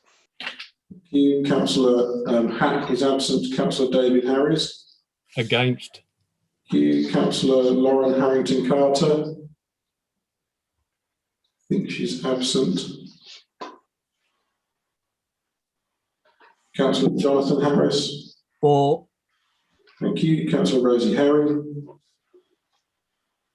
Against. Thank you. Councillor Stephen Hibbert. Against. Thank you. Councillor James Hill. Against. Thank you. Councillor Alan Hills.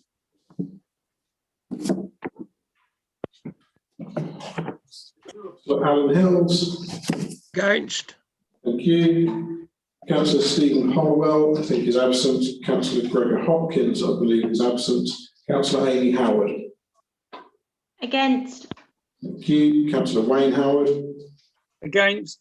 Thank you. Councillor Cecile Irving Swift. Against. Thank you. Councillor David James. Against. Thank you. Councillor Martin Johns. For. Thank you. Councillor Paul Joyce. For. Thank you. Councillor Andrew Kilbride. Against. Thank you. Councillor Samuel Kilby Shaw. Councillor Kilby Shaw is absent. Councillor Anna King. Against. Thank you. Councillor Jamie Lane.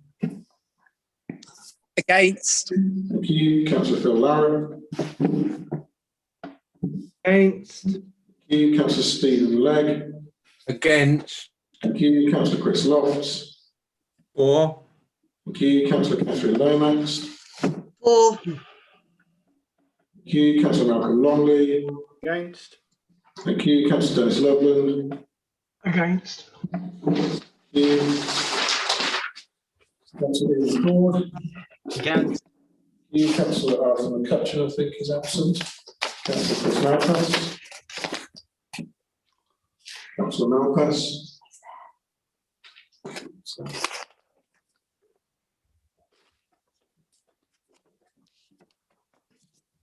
Councillor Malpass. You see him on the list of attendees. Sorry, Councillor Malpass. Against, thank you. Councillor Charles Manners. Against. Thank you. Councillor Brian Markham. For.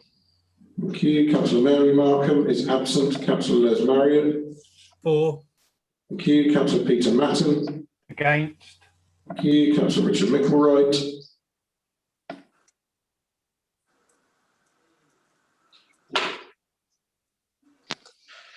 I think Councillor Micklewright is absent. Councillor Abigail Medina. For.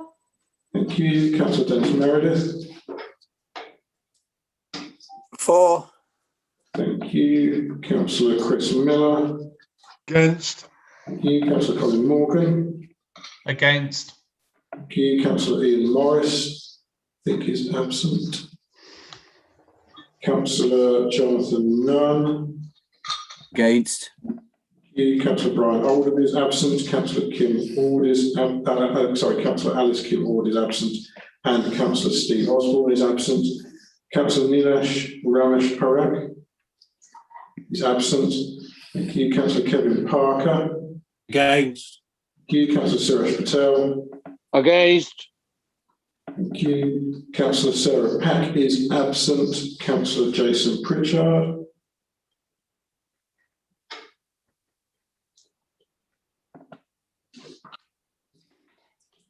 No, I don't think Councillor Pritchard is there. Councillor Ken Pritchard. Against. Councillor Wendy Randall. For. Thank you. Councillor Peter Rawlinson. Against. Councillor Ken Ritchie. For. Thank you. Councillor Emma Roberts. 4. Is that Ian Robertson? I'm against. No, Emma Roberts.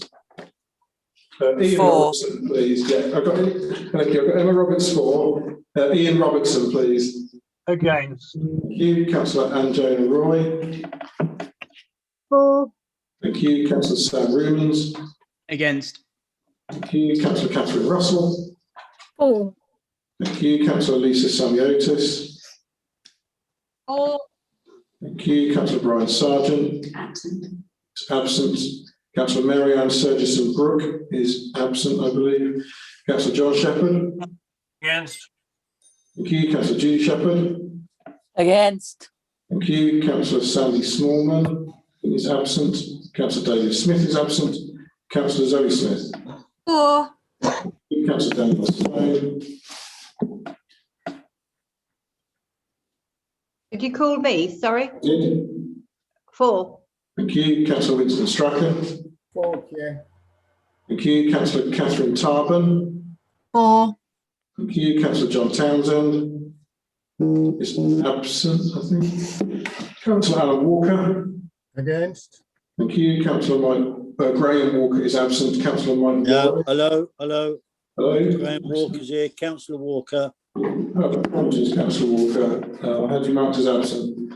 Thank you. 4 against. Thank you. Councillor Mike Warren. Against. Thank you. Councillor Mark Wesley. Against. Thank you. Councillor Elaine Wiltshire. Against. Thank you. Councillor Paul Wiltshire. Against. Thank you. And Councillor Leslie Woolnough is absent.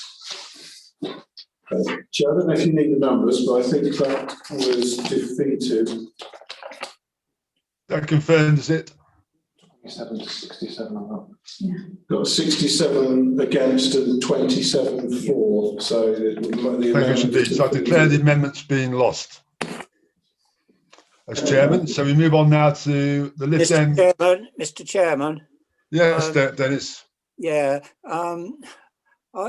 We're not using the blue hand to vote, because I did press that and it didn't work, and I just wondered. Can you press it again now, Councillor Meredith? Sorry, I didn't hear that. Press the blue hand now. I see if it comes up or not. Hold on. It does work. I can see that. It's on. It's working, Okay. Dennis. That's fine then. Thank you. Thank you. Thank you. Right, I'm now going to invite Councillor Mark Allen to respond to the budget on behalf of the Liberal Democrat group. Councillor Allen. Thank you, You've Mr. got 10 Chairman. minutes. You have 10 minutes, sir. Thank you. Thank you, Mr. Chairman, and thank you to Councillor Brees for her presentation and proposal of the budget. Mr. Chairman, the Liberal Democrats have been actively involved in the discussions at the medium-term financial plan and budget task and finish group. And we want to thank the officers and staff for the work they've put in to prepare the budget. Several elements in the proposed budget follow Liberal Democrat suggestions. In particular, the benefits to our low-income families who were facing having to find 26.5% of their council tax bills will now only have to find 20%. This is still a financial hurdle for qualifying families in South Northamptonshire who currently fund 8.5% of their tax bill, but less severe than that originally proposed by the Conservatives. Families in Daventry will see no change as they already have to find 20%, and those in Northampton will see a real and welcome reduction from their current contributions of 35%. But this very welcome reduction will be cold comfort to South Northamptonshire residents whose tax contribution will be more than doubled. No, I've seen how it looks. There are some fundamental problems, though, with the proposed budget with which the Liberal Democrats cannot agree, and therefore we cannot support it in its current state. Previous years of overspend and financial mismanagement by Conservative administrations at Northamptonshire County Council have reduced both flexibility and reserve levels inherited by the new unitary council. The current Conservative leadership has claimed success in turning around these previous failings, but they have at best finally balanced the books and they leave very little in the corporate kitty. This budget, therefore, is set against the acknowledged endless failings of Conservative financial mismanagement, not only at the County Council, but also at Northampton Borough Council, which is still chasing the £10 million loan to the football club. The principles forming the basis of this budget, therefore, are, in our view, flawed. The choice to impose the maximum possible council tax increase has been made not because it is needed for in-year spending, but to rebuild contingencies and reserves. It is wrong to penalise current taxpayers for the failings of previous Conservative leaders to balance their books, which is what taxing heavily to quickly build up contingencies and reserves really means. The suggested approach of averaging council tax rises hides the real impact on both Daventry and South Northamptonshire. As these areas have lower current tax rates, residents will see substantial increases for years to come. Daventry residents will suffer nearly 6% annual increases and South Northamptonshire residents over 5%. I know that Councillor Brees put this in terms of a flat white per week with a £1.43 increase for a Band D property. In those terms, it sounds like a very small amount, but you could also cast that as the bus fare to get to work for somebody 1 day a week, or 6 pints of milk, which might be in the entire weekly budget for a family. Or over the course of the year, that would equate to £75, which might be 2 new pairs of school shoes. Many of our residents are currently suffering financially through the COVID pandemic, and the impact of Brexit is predicted to add further pressures on household budgets. Liberal Democrats would rather impose lower taxes now when families need the support most, and not use their already tight family budgets to make up previous failings of Conservative-led Northamptonshire County Council.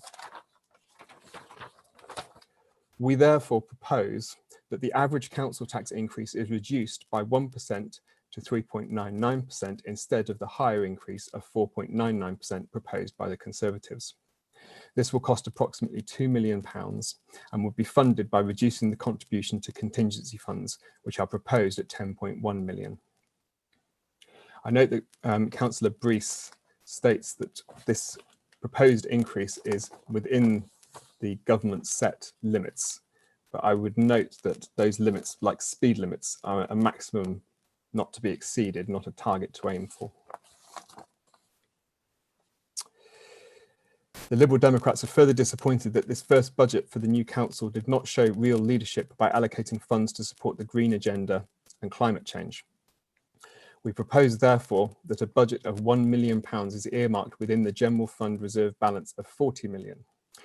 This reserve represents an arbitrary 12% of the net budget, excluding DSG, and could, we propose, be reduced to £39 million without significant impact.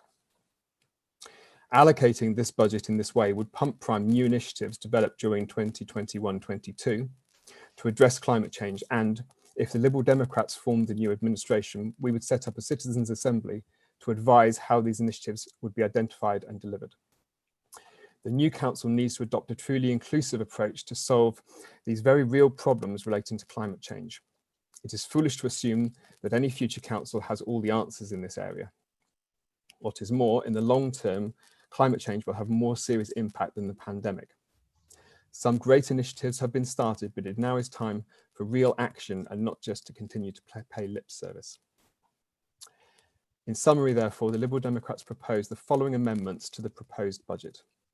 A reduction in average council tax rates from 4.99% to 3.99% funded from contingencies, and the establishment of a climate emergency earmarked reserve of £1 million funded within the £40.1 million General Fund balance reserve. Thank you very much, Mr. Chairman. Thank you, Steve. Councillor Allen. I believe that Councillor Bearsworth is going to second this amendment. Is that right, Councillor Bearsworth?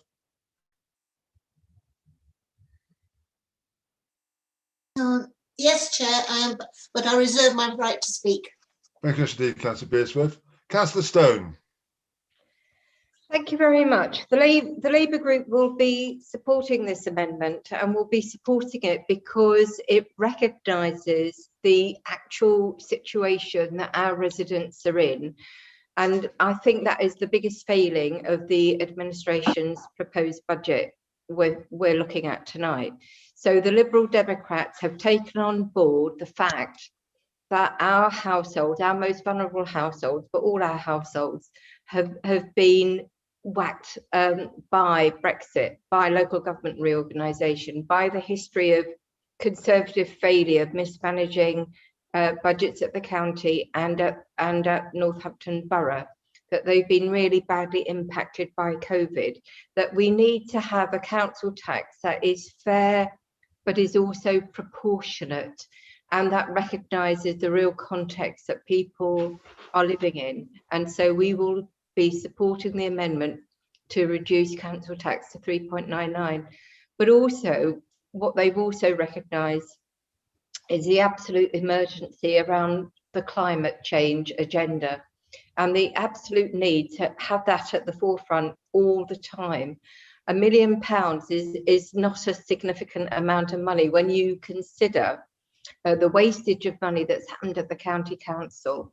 The fact that the county council could suddenly find £2 million to bail out LGS law when they did. £1 million is not a hugely significant amount of money, and taken out of general reserves, I think, won't do any damage to the reserves, but it will give us a pot of money to do some really important pilot work. Of course, combating the climate emergency is going to need an awful lot more money than that. But this is heartening to see that the Liberal Democrats are recognising the real context of real people at this particular moment in time, and we will be supporting the amendment. Thank you. Thanks much indeed, Councillor Stone. Just reminding speakers again, you have up to 3 minutes. Next speaker is Councillor Matt Golby. Thank you, Mr. Chairman. I won't be supporting the amendment, and I just wanted to point out to Councillor Allen and Councillor Stone, indeed, talked about inheriting the reserve level and finances left over by NCC. I'll just point out that if you watched and paid attention to Councillor Breeze's very good presentation, it actually shows that NCC are leaving £96 million of general reserves and earmark reserves to the 2 new unitaries, and that is more than comparable to any other shire, large shire county across the country. In fact, it's a very healthy financial position we'll be inheriting. So on one level, we're criticising what's being inherited, but then on the other hand, we're taking from those reserves that we've worked extremely hard to put in place for the benefit of the 2 new unitaries. That's all I wanted to say. Thank you, Mr. Chairman. Thank you, Mr. Councillor Golby. Councillor Adam Brown. Thank you, Chairman. Yeah, very similar to what Councillor Golby has said. Members of the public watching this tonight may not understand that the 4.99% that's often talked about is in fact in 2 separate parts. We have a ring-fenced 3% for adult social care. Presumably the Liberal Democrats are leaving that untouched. So we're therefore talking about the 1.99% that goes towards everything else in our budget. And the Liberal Democrat proposal is to take away 1/3 of that money that would go towards our potholes, our waste and recycling, our climate emergency response. You cannot criticise the County Council for so-called failings in the past when they allegedly left too little in the corporate kitty and then come up with a proposal to remove money from that corporate kitty that you deem insufficient. It's entirely contradictory. And I think the Liberal Democrats are tying themselves in knots, trying to provide opposition for opposition's sake. Let's be constructive about this. Let's look for budget improvements where they are, but simply taking an arbitrary 1% out of the budget, which will cost £2 million to this council, compared to, as Councillor Breeze said, £1.40 a week to residents, I don't think is appropriate. And when Councillor Allen talks about bus fares, I can assure him that £1.40 won't get you very far on a bus these days. I'm very surprised to hear Councillor Stone talk about supporting this motion. In fact, I'm concerned that she's doing so when earlier on she was very, very keen, along with her colleagues, to find £500,000 for initiatives in children's services.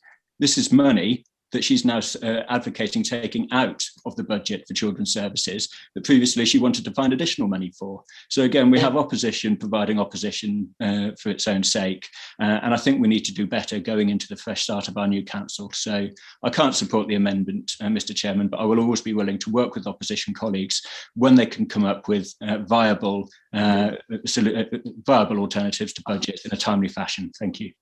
Thank you, Councillor Brown. Councillor Meredith. Thank you, Chair, and I think you're chairing a brilliant meeting. what I want to say is I'm going to support this amendment. The reason I am supporting this amendment is because there's a lot of people out there, especially in the division that I serve, that are really struggling with poverty. The poverty which goes around in my area is tremendous. I see it every day. I see it when I go out. I see it when I talk to people, and I get emails. And anybody want any proof of that, I can send it to them. The council tax, what is being proposed, is much too high. It's going to create even more poverty. People have got to find that extra money. Even middle class people, if I can class them as that, and even pensioners are going to struggle to meet that need. It's been going up and up each year under this Conservative administration. I know the Conservatives quite, obviously they're going to vote against this because they've clearly been whipped. They was clearly whipped in the last debate. They don't have a free vote like we do in the Liberal Democrats. We can vote on how we want. If we don't agree with our party, we can vote against them. Nobody holds a hatchet to our head.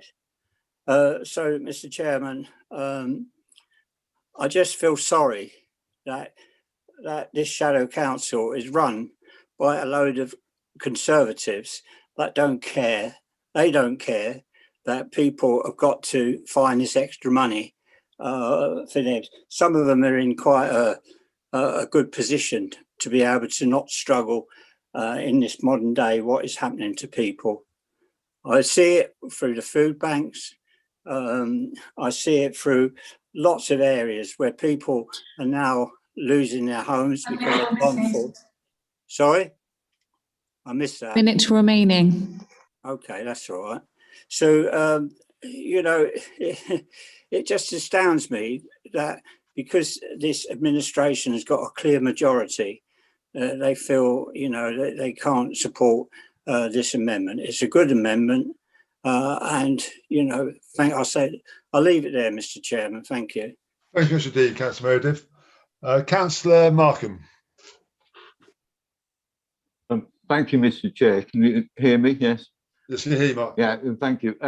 I wanted just to comment on the £1 million proposal to kickstart, if you like, or add more into the green agenda. All the constituent bodies of the new council have declared a climate emergency. All of them have set carbon reduction targets for the new year, and presumably the West Northants will be doing the same.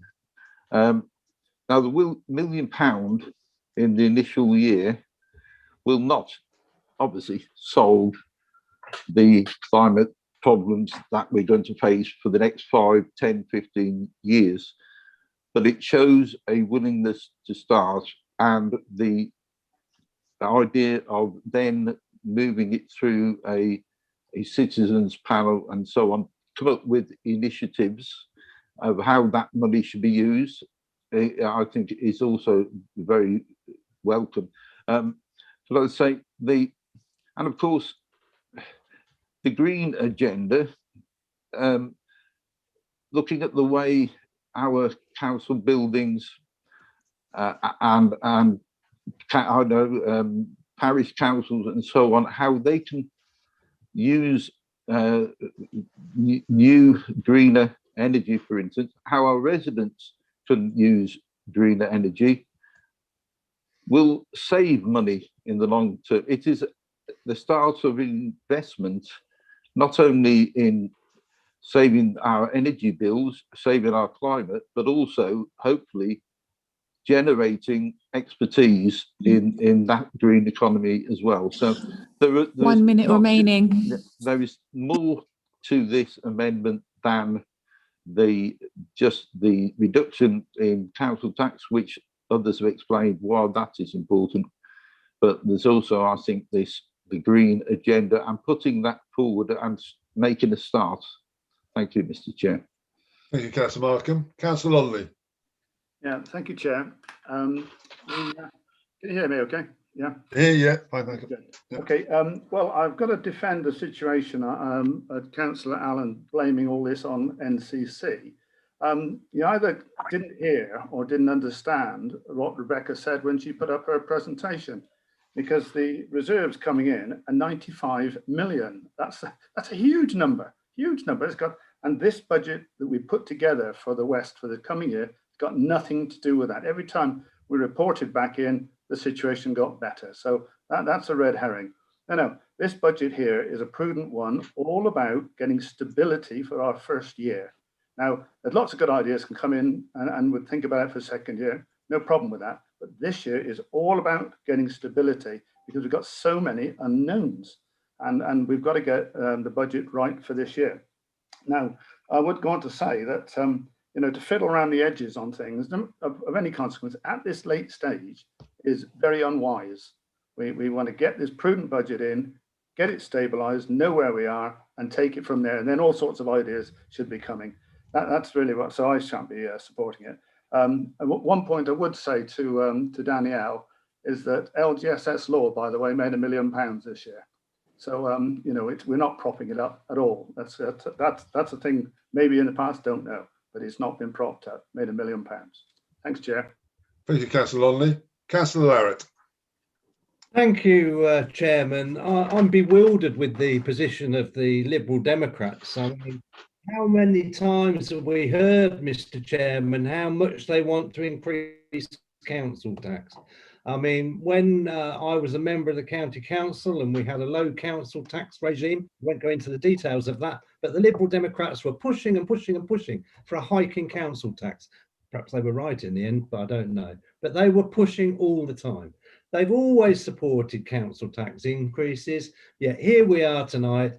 They've got a new council, they're looking to the elect, they're playing to the gallery, and they're proposing a lower council tax that isn't going to help West Northamptonshire in the long term. As we know, low council tax rises don't in the long term benefit the long term financial success of the council.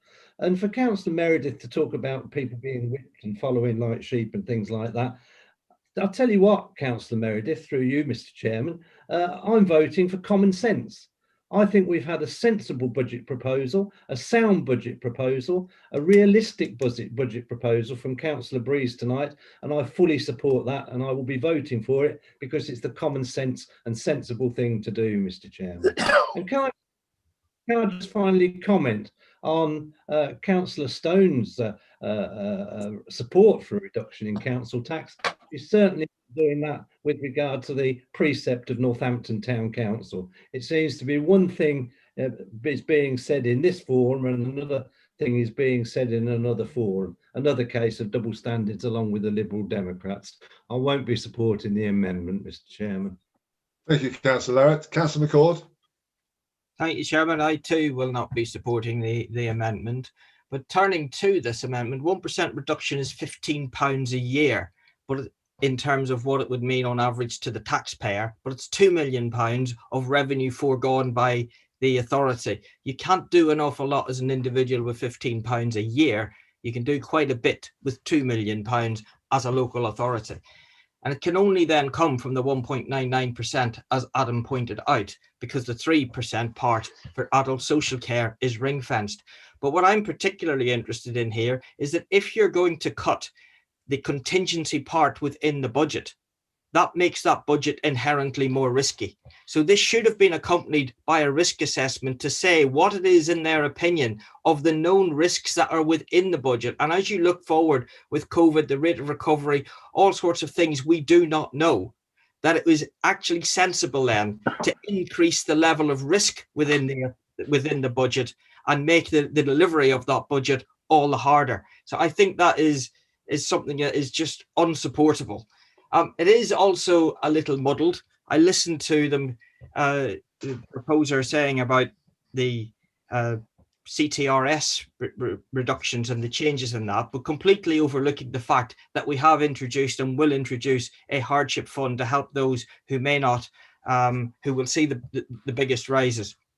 I do find the argument in point 4 of his preamble that was sent out that there is little in the corporate kitty, and then refuses any action to repair what he sees as damage to the corporate kitty.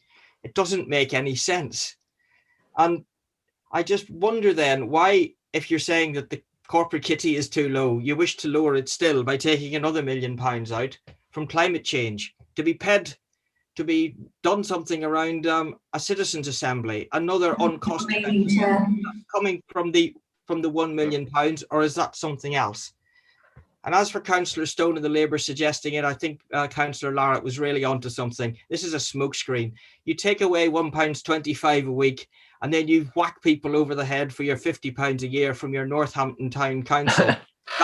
That is getting whacked over the head. And it is this administration that has done an awful lot more for the low paid in your ward, Councillor Stone, by giving them an average £3.30 a week back in their pocket. That will help their situation a lot more than coming here and virtue signalling and pretending that you have some worry about the level of tax. It's the actions that speak louder than the words, and our actions is to put 330 back in their pocket, and what you're attempting to do here is take it away from the Northampton Town Council.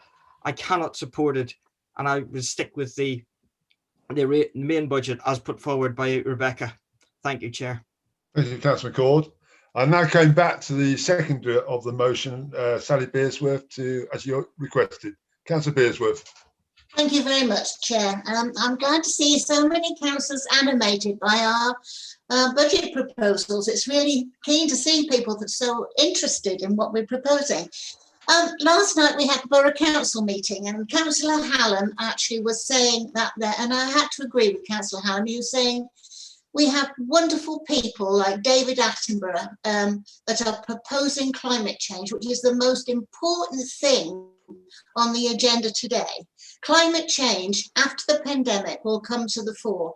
We know in this country, nature is fighting against us.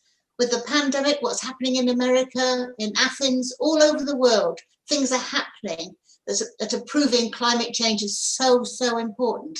And we're asking for £1 million to be put into our budget to make sure that we can not fall behind other councils to get the climate change agenda right and proper, and to educate people to know what to do, because we don't all know what to do to save our planet. And that is why we put the £1,000 in. And I totally agree. We actually did a climate neutral Northampton strategy last night, which was very, very interesting. And everybody discussed it, and it was a very good idea, and it was voted through unanimously, as you would expect with a council who cared about climate change. Now, I've been on the council. I was on the council for 16 years, and I've seen some funny things in my time. I can remember when the leader decided to bypass his village and put a road past his village so that he didn't get people going through his village.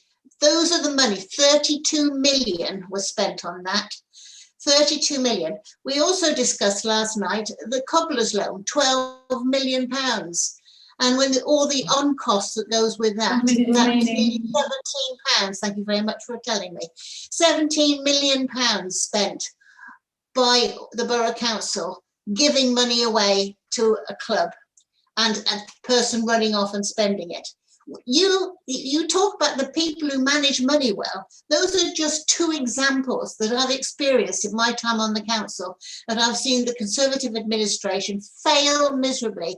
And maybe you do need the £40 million contingency, because your budgets have been absolutely rubbish over the years, and you've always had to go to contingency in the end.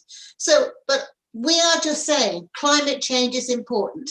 We have people living in poverty. You've got pensioners are getting 2% increase in their pensions, and the electricity companies are now putting up their bills £90 odd a year. And we still go and lump our council tax on top. Okay, if you're happy to keep ripping off. Time's up.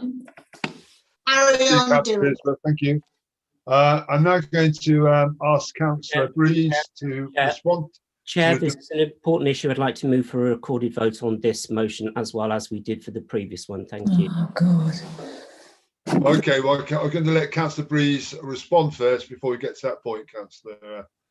So, Councillor Breeze, you have 3 minutes to reply to the debate on the amendment. Thank you. I'm very amused by the Liberal Democrats trying to steal the thunder for our really, really good proposals that we have put in place as a Conservative group to support our most vulnerable residents. Yes, we are proposing a council tax increase, but there are those who do have the shoulders on which this can sit and who will be able to pay. And those who can't, they will be supported by a reduction in the council tax reduction scheme. And we've put in place a discretionary hardship fund that they will be able to apply to if they find their circumstances require it. The Lib Dems and the Labour don't seem to understand the power of compounding. After the increase, the average council tax across the West will be £1,566. For the English Shires, it's going to be around 1618. If you do not put up your council tax by 1%, it's very, very hard to recover that difference. We have a budget that is going to have to support vulnerable people, children, adults, in a very, very difficult time. We don't know what funding we're going to get in addition from the government to support our COVID spend. We are going to have to do that. It's going to be on our shoulders. I mentioned in my report that the government grant has dropped in less than 8 years from 58% of the budget to 38% now. We have to make that up in some way, and that is going to be through council tax. It is vital that we have the base funding that we need to support the services. We are investing in transformation. We will get better services. And I think for the Liberals and the Labour to keep harking on about how, what a poor deal we have from the NCC and the borough, it's a fantastic turnaround story that we have got. NCC have completely transformed their services. The borough are contributing to our base funding as well. So, Chair, no, I won't be supporting the Liberal Democrats amendment. We need to support our residents. We need to do that through general tax, through council tax. I would recommend this budget. Thank you. Thank you, Councillor Breeze. Democratic Services Manager, we had a request from Councillor Harris to go to a recorded vote again. Can we just see if we have enough support for that, please? Point of order, Chairman. Yes, Councillor Shepherd. Thank you.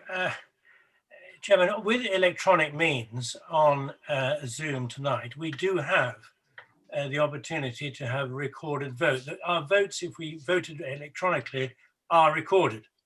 I said that.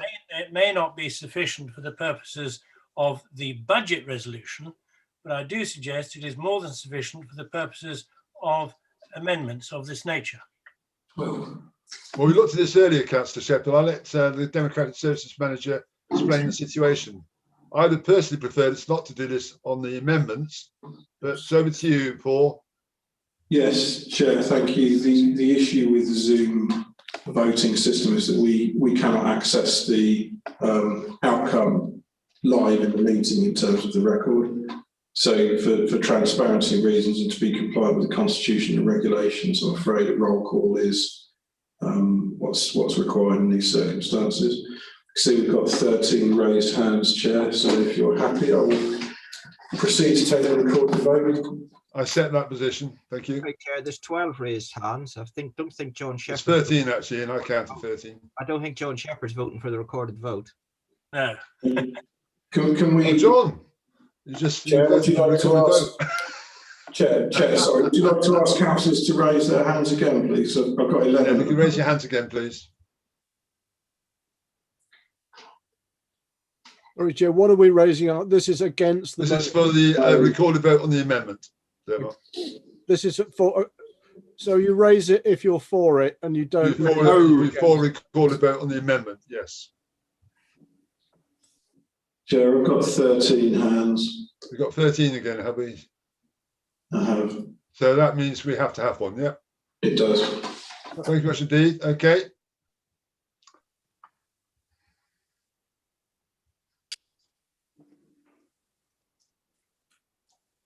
Councillor Anne Addison. Against. Thank you. Councillor Mark Allen. For.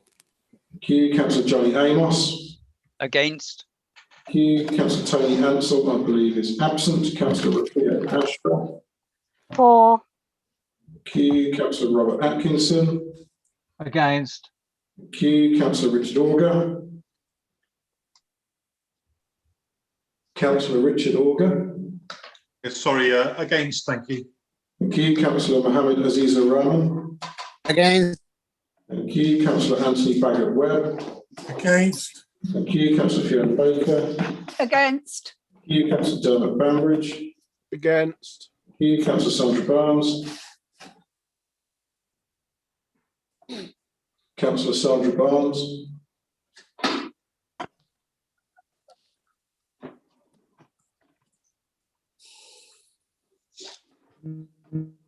Up there. Councillor Sandra Barnes is on the list of attendees. You're muted. Against. Thank you. Councillor Sally Beardsworth. For. Thank you. Councillor Phil Bignell. Against. Thank you. Councillor Carol Billingham. Against. Thank you. Councillor Jane Birch. For. Thank you. Councillor Alan Botwood is absent. Councillor Lizzie Bowen. Against. Thank you. Councillor Rebecca Breeze. Against. Thank you. Councillor Adam Brown. Against. Thank you. Councillor Roger Brown is absent. Councillor John Budden is absent. Councillor Nick Bunting. Against. Thank you. Councillor Mina Cally. For. Thank you. Councillor Alan Sharpner. Against. Thank you. Councillor Hilton Chohan. Against. Thank you. Councillor Nazim Chowdhury is absent. Councillor Carol Clark. Against. Thank you. Councillor Michael Clark. Against. Thank you. Councillor Roger Clark. Against. Thank you. Councillor Stephen Clark. Against. Thank you. Councillor Karen Cooper, I believe, is absent. Councillor Daniel Cribbin. Against. Thank you. Councillor Stephen Dabbs.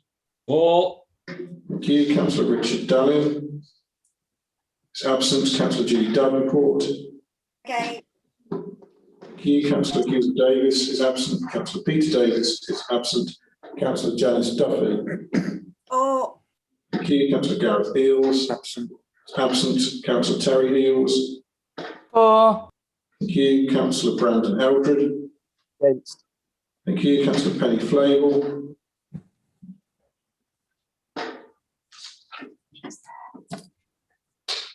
Councillor Penny Flavel. Yeah, apologies. Against. Against. Thank you. Councillor Rupert Frost. Against. Thank you. Councillor Valerie Furness is absent. Councillor Jay Guildford has declared an interest. Councillor Matt Golby. Against. Thank you. Councillor Andre Gonzalez de Savage. Against. Thank you. Councillor Andrew Grant. Against. Thank you. Councillor Luke Greystone is absent. Councillor Liz Griffin is absent. Councillor Tim Hadland. Absent. Absent still. So is he there? It's not there. No, I think Councillor Hadland is absent. Councillor Mike Hallam.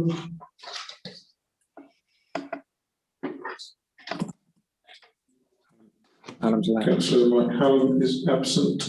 Councillor Ellen Hack is absent. Councillor David Harris. Against. Here, Councillor Lauren Harrington Carter. Absent. Absent. Councillor Jonathan Harris. For. Here, Councillor Rosie Herring. Against. Here, Councillor Stephen Hibbert. Against. Here, Councillor James Hill. Against. Here, Councillor Alan Hills. Against. Here, Councillor Stephen Holloway is absent. Councillor Gregor Hopkins is absent. Councillor Amy Howard. Against. Thank you. Councillor Wayne Howard. Against. Thank you. Councillor Cecile Irving Swift. Against. Thank you. Councillor David James. Against.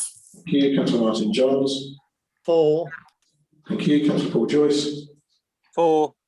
Thank you. Councillor Andrew Kilbride. Against. Thank you. Councillor Samuel Kilby-Shaw. Absent. Absent.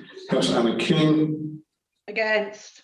Thank you. Councillor Jamie Lane. Against. Thank you, councillor Phil Larrow. Against. Thank you, councillor Stephen Legg. Against. Thank you, councillor Chris Lofts. Councillor Chris Lofts. Apologies. 4. Councillor Catherine Lomax. 4. Thank you, councillor Malcolm Longley. Against. Thank you, councillor Dennis Loveland. Against. Thank you. Councillor Ian McCord. Against. Thank you, councillor Arthur McCutcheon. Absent. Councillor Chris Malpass. Against. Thank you, councillor Charles Manners. Against. Thank you, councillor Brian Markham. 4. Thank you, councillor Mary Markham is absent. Councillor Les Marriott. 4. Thank you, councillor Peter Matton. Against. Thank you, councillor Richard Micklewright is absent. Councillor Abigail Medina. 4. Thank you, councillor Dennis Meredith. 4. Thank you, councillor Chris Miller. Against. Thank you, councillor Colin Morgan. Against. Councillor Ian Morris is absent. Councillor Jonathan Lunn. Against. Thank you, councillor Brian Oldham is absent. Councillor Alice Kim Ord is absent. Councillor Stephen Osborne is absent. And councillor Nilesh Ramesh Parekh is absent. Councillor Kevin Parker. Against. Thank you, councillor Suresh Patel. Against. Thank you, councillor Sarah Peck is absent. Councillor Jason Pritchard is absent. Councillor Ken Pritchard. Against. Thank you, councillor Randall. 4. Thank you, councillor Peter Robinson. Against. Thank you, councillor Ken Ritchie. 4. Thank you, councillor Emma Roberts. 4. Thank you, councillor Ian Robertson. Against. Thank you, councillor Antonio Roy. 4. Thank you, councillor Sam Rubens. Against. Thank you, councillor Catherine Russell. 4. Thank you, councillor Lisa Samiotis.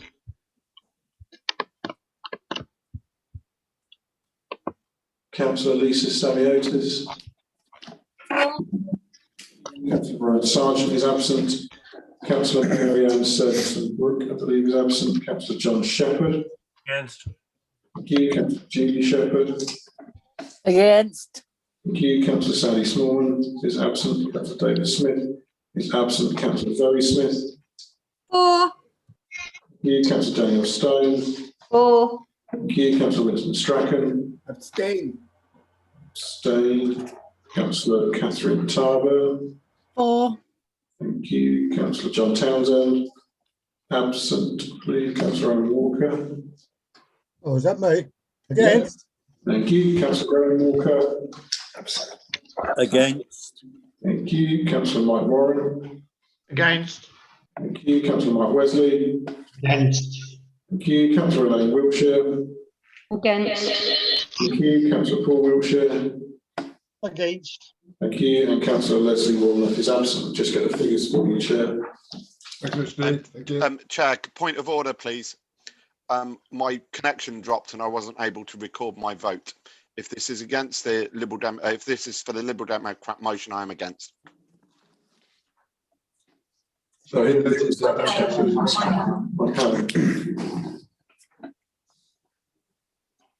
After all you said last night. 26 for, 67 against, 1 abstention. Okay, thank you for that. So I declare then, as chair, the amendment is lost. We now move on to independent group response. I'm looking for invite a councillor from the independent group to respond to the budget. You've got 10 minutes. Okay, thank you, Julie Davenport. I didn't know actually until this evening that I was supposed to speak.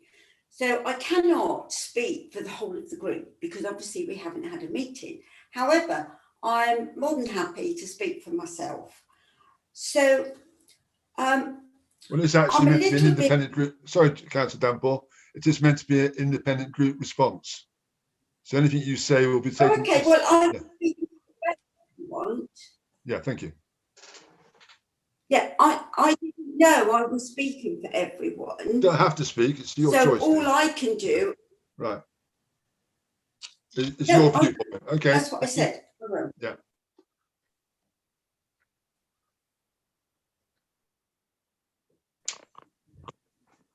You gone? Are you there still? Julie, you're muted. I just unmuted. Someone must have muted me. I want to put a different perspective, I suppose, on it to what people have said so far.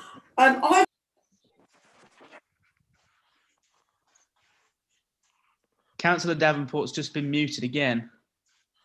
Who's muted? Someone definitely speak. It's not us, Chair. We're not doing that. Someone is. Yes, different perspective. So I've been told for the last 3 years that we can't look back, we've just got to look forward. And whenever I bring anything up, it's no, you can't look back. Now, the past has been brought up by Councillor Breeze herself, and others also have. So I'm just going to indulge myself for a little bit. And what I see, how it is, now I could be in a parallel universe.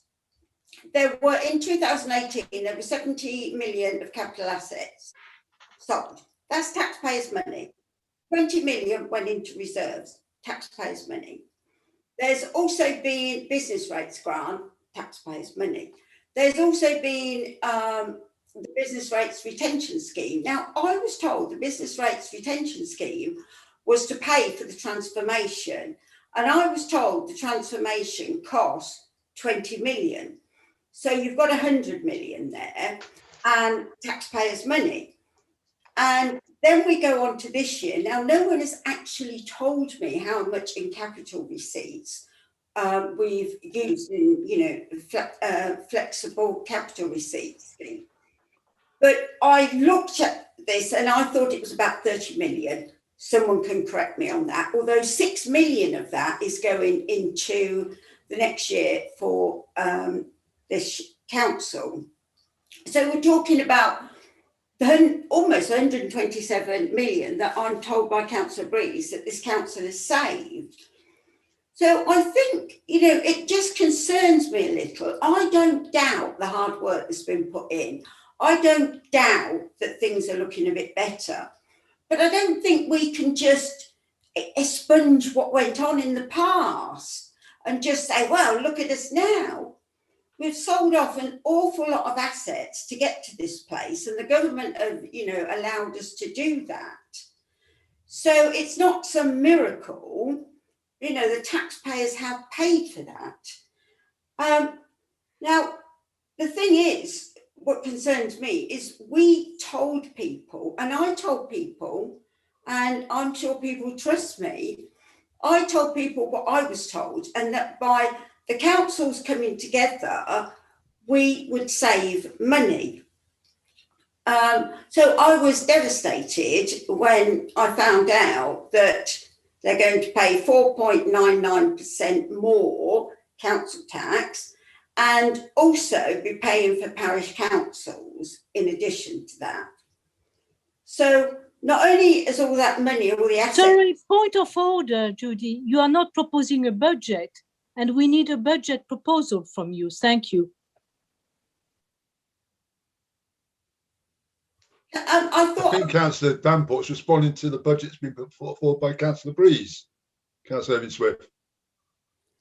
So, the fact that they are having to pay more, plus all their assets have been sold off to, plug the gap, I don't think we can be singing and dancing about this and saying how wonderful we are.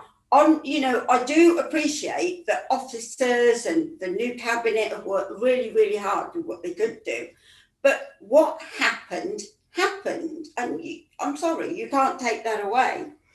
Now, we were told that we would get exactly the same services this coming year, but there are a few, I'm not going to bore you. But the disability grants, this year we were spending on the facilities grant so that we can adapt people's homes so they can live independently rather than going to a care home. The budget this year was 3.8 million. Now, next year, it's going down to 2.5 million. So I don't understand why all of a sudden we don't need as much to help people to live independently. There's also, you know, the victims here, not only the public, but the staff. You know, they've lost jobs. I just can't imagine what that, you know, that must be like for them. Sorry, I'm talking too much. And, you know, what we haven't been given a definitive answer whether the staff will get a pay rise, because they truly deserve a pay rise after what they've been through. Now, I have been asking questions not only about the disability facilities grant, but also about the discretionary housing payment. Now, that is something in district councils that we get from government to help people to pay for, say, bedroom tax, etc., because we haven't got enough houses to give them smaller houses. I can't see it anywhere, although I've got reams of paper here of how much that will be. And also, Councillor Bree said about the housing fund of 425,000. So I'm thinking, is the housing fund what was the DHP, discretionary housing payment, or if we, because it's similar, but that was just for Northampton Borough. Or if we got both, you know, to help people, because obviously everyone is going to need help, you know, lots of people. And it's not those on benefits so much because they get help with council tax. It's those on zero-hour contracts, minimum wage, you know, low income. So I was wondering about the housing fund and the DHP. And also, I must admit, I'm a little bit disappointed in some of the language this evening, because there seems to be a sort of attack is the best form of defence from the Conservatives, the way that they spoke to Councillor Stone and to Councillor Beardsworth. Now, I don't think that will encourage anyone to want to become a councillor if the administration speak to other councillors in that way. So that's just my personal view. I don't think it's acceptable. I think we can all talk nicely because we've all got different opinions. You know, mine might be totally different to everyone else's. That's fine. But no, you can't wipe out the past. No matter, I can understand you wanted to, but what happened happened, and we're going forward. Thank you. Thank you, Councillor Davenport. We're now going to open this up for the debate on the substantive budget. Oh, I'm sorry, my apologies. There's no amendment there, so we can now talk about the substantive budget proposals as put forward by Councillor Breeze. And so, coming now, I'm going to invite speakers. I have names already on the list here. Each speaker has up to 3 minutes. So we're kicking off with Councillor Ken Ritchie. Thank you, Chair. I mean, my concern, really, I won't repeat things that have already been said, but the concern that I have got left in my sheet here is the concern over the consultation. And I don't doubt for one moment that the consultation actually satisfies what the legislation asks for.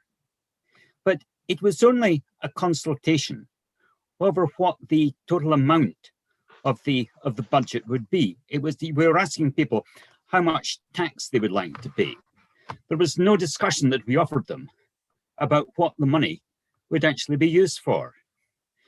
Most normal people, if they talk about budgeting, they're talking about, you know, are we going to get a new car, or we'll go on a continental holiday? Do we need to put a bit more in our pension pot, or we can afford to have a good time? These are the sorts of things that people want to talk about. The equivalent, of course, when it comes down to a council, about, you know, how do you make the decisions about where the money is spent?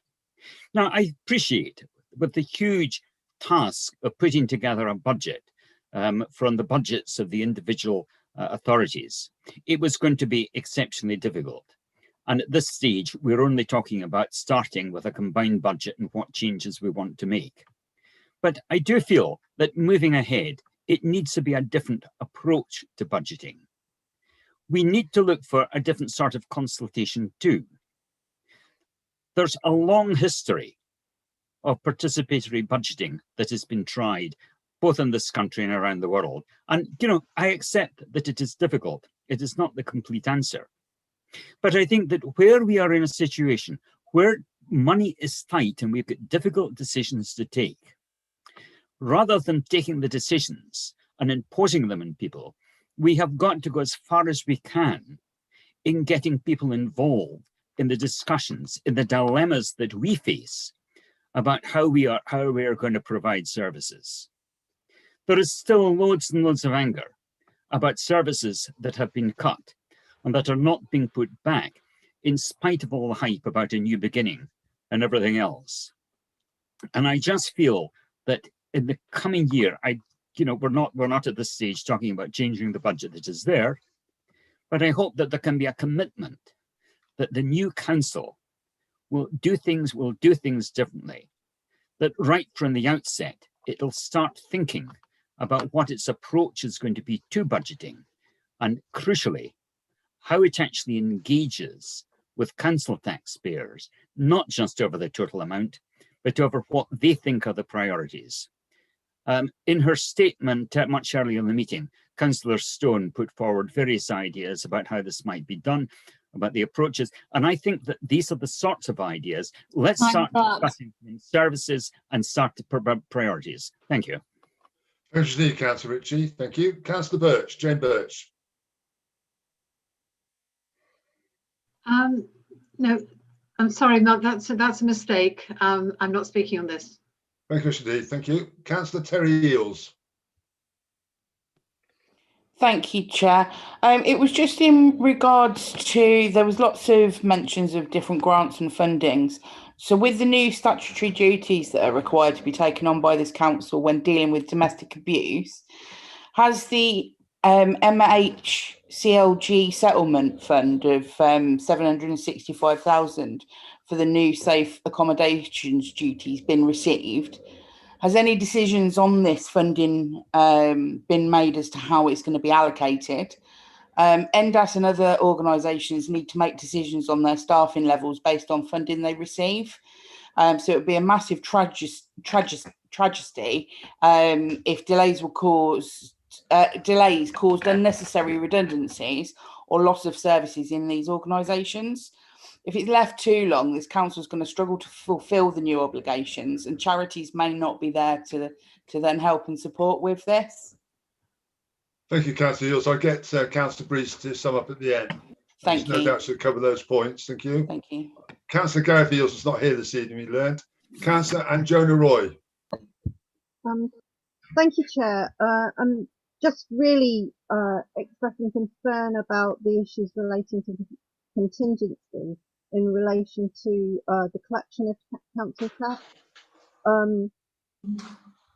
With the figures released today about the amount of unemployment, amount of people excluded from any benefits relating to the COVID situation, and also the figures that were announced with Councillor Breeze's presentation about how much we are dependent on council tax increase, I express concern that actually the amounts that we are going to be able to collect will be less than anticipated. I also express concern, Councillor Breeze, at the start of the presentation, put up the illustration of the kind of great frost which lasted 10 years, and yet we believe that actually there won't be any ill effects of COVID or indeed Brexit in the next after the years 2024. Thank you, Chair. Thanks, Councillor Roy. Again, as I say, Councillor Breeze will be responding. Councillor Dabbs. Yes, thank you, Chair. I'm looking at Appendix F, or have looked at Appendix F, and I shall make my comments based on that. People might think that this is largely irrelevant in the great scheme of things. But I think if you're having to pay fees to the council for various services, you would be very interested. And I'm looking at them, and the approach seems to me that it's one to charge as much as possible. Of the three authorities, you've got examples of prices charged for various services by all the three authorities. And it seems to me that instead of taking a fair and balanced approach, it's been, well, let's take the most expensive and charge that pretty much all the way through. So even on the first page with things like what I assume are planning permissions there, that my Daventry residents will see a doubling of their costs. And even those of South Northants who have what appears to be a sliding scale will pay all at the top end, all at the £180, as opposed to about half that the Daventry residents would have paid. So I feel this is rather unfair. I think a great anomaly also is on page 3. I'm sure I've seen this somewhere about South Northants residents not having to pay for their green bins. We've had to pay for these in Daventry for the past couple of years now. I don't see why one set of residents in the authorities gets it entirely free. I wish the authorities concerned would actually reconsider that one. So I feel, generally speaking, this is almost a cash grab against the residents. I feel it is very unfair. I'm not very pleased with it. But then I look down on page 4, unbelievable. When we look at licenses, what do we have? Something wonderful called a sex establishment, which is charged for a license £2,700 in South Northants, £1,265 in Daventry, and £775 in the borough. 1 minute left. What are we going to charge in West Northants? Top end, 2,700? No, £800. £800. I'm actually appalled at that one. And I just wonder what the powers that be are thinking in charging such a low amount. Maybe there's a statutory requirement for it. I find that very, very hard to believe and very hard to justify. Thank you, Chair. Thanks, Councillor Dabbs. Order, Councillor Mr. Chairman. Stone. Order, Mr. Chairman. Sorry, yes, Councillor Clark. Mr. Chairman, could you give a ruling? Is it in order that we move a procedural motion that we move to a vote?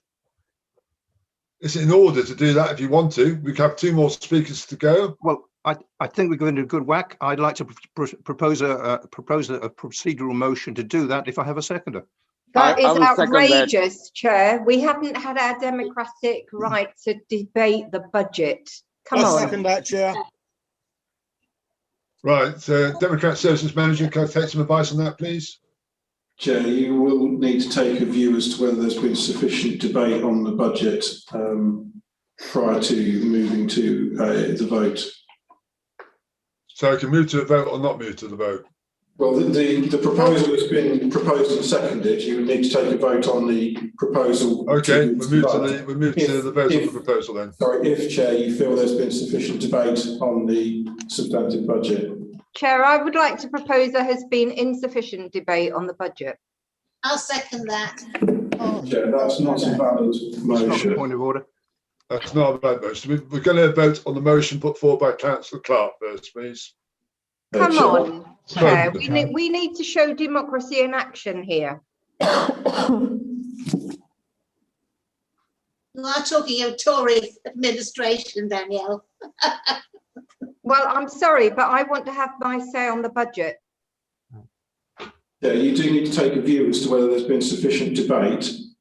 I have 2 more speakers to go, which is Councillor Pearceworth and Councillor Stone, and that's it then. And I have to take those 2 people who got 3 minutes each, and then we move to the vote on the budget. Fair enough. Agreed. Okay, thank you. Should I go first? Councillor Stone, yes, please. Thank you. Okay, so this is a hugely complex budget. It's involved a huge amount of effort. I applaud the effort. I'm really, really critical of it. You cannot go to the public asking for more money for nothing. What are they going to be getting from it? We've had 10 years of austerity where we've seen loads of our essential services cut. We've had mismanagement at the county council, which has seen nearly all our early help and prevent services gone. We've had the disaster at Northampton Borough Council where we have lost £17 million. What this budget is doing is making all of us pay for those failures. And what we're not getting is anything in return for our money. You show me in the budget where early help and prevent services are being put back in. You show me where there is true transformation, either in services or in how we go about our business or about our relationship with our residents. One of the biggest failings in this budget is that you're taking money out of all the districts and boroughs, but you're not putting anything back in terms of what the town councils and parishes are going to be providing in services. And I tell you something, Northampton is being robbed blind. You've got all of our budget and you're not putting anything back in. And that, Councillor Lara, is why we need to have a precept for the town council so that we can look after our citizens, because West Northants is not going to be doing it.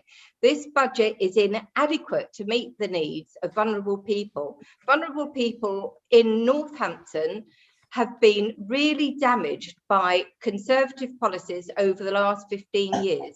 And this budget is just adding insult to injury. We need much better than this. And we need 1 to minute know remaining, all Councillor that money Stone. is being collected from all of us. We need to know what added value you're going to be providing for our most vulnerable citizens. Thank you, Councillor Stone. Councillor Bearsworth. Thank you, Chair. I echo a lot of what Councillor Stone said, but I also add that, you know, where are we going with the voluntary sector in our town? The people that do a huge amount of work, what are we doing to help them?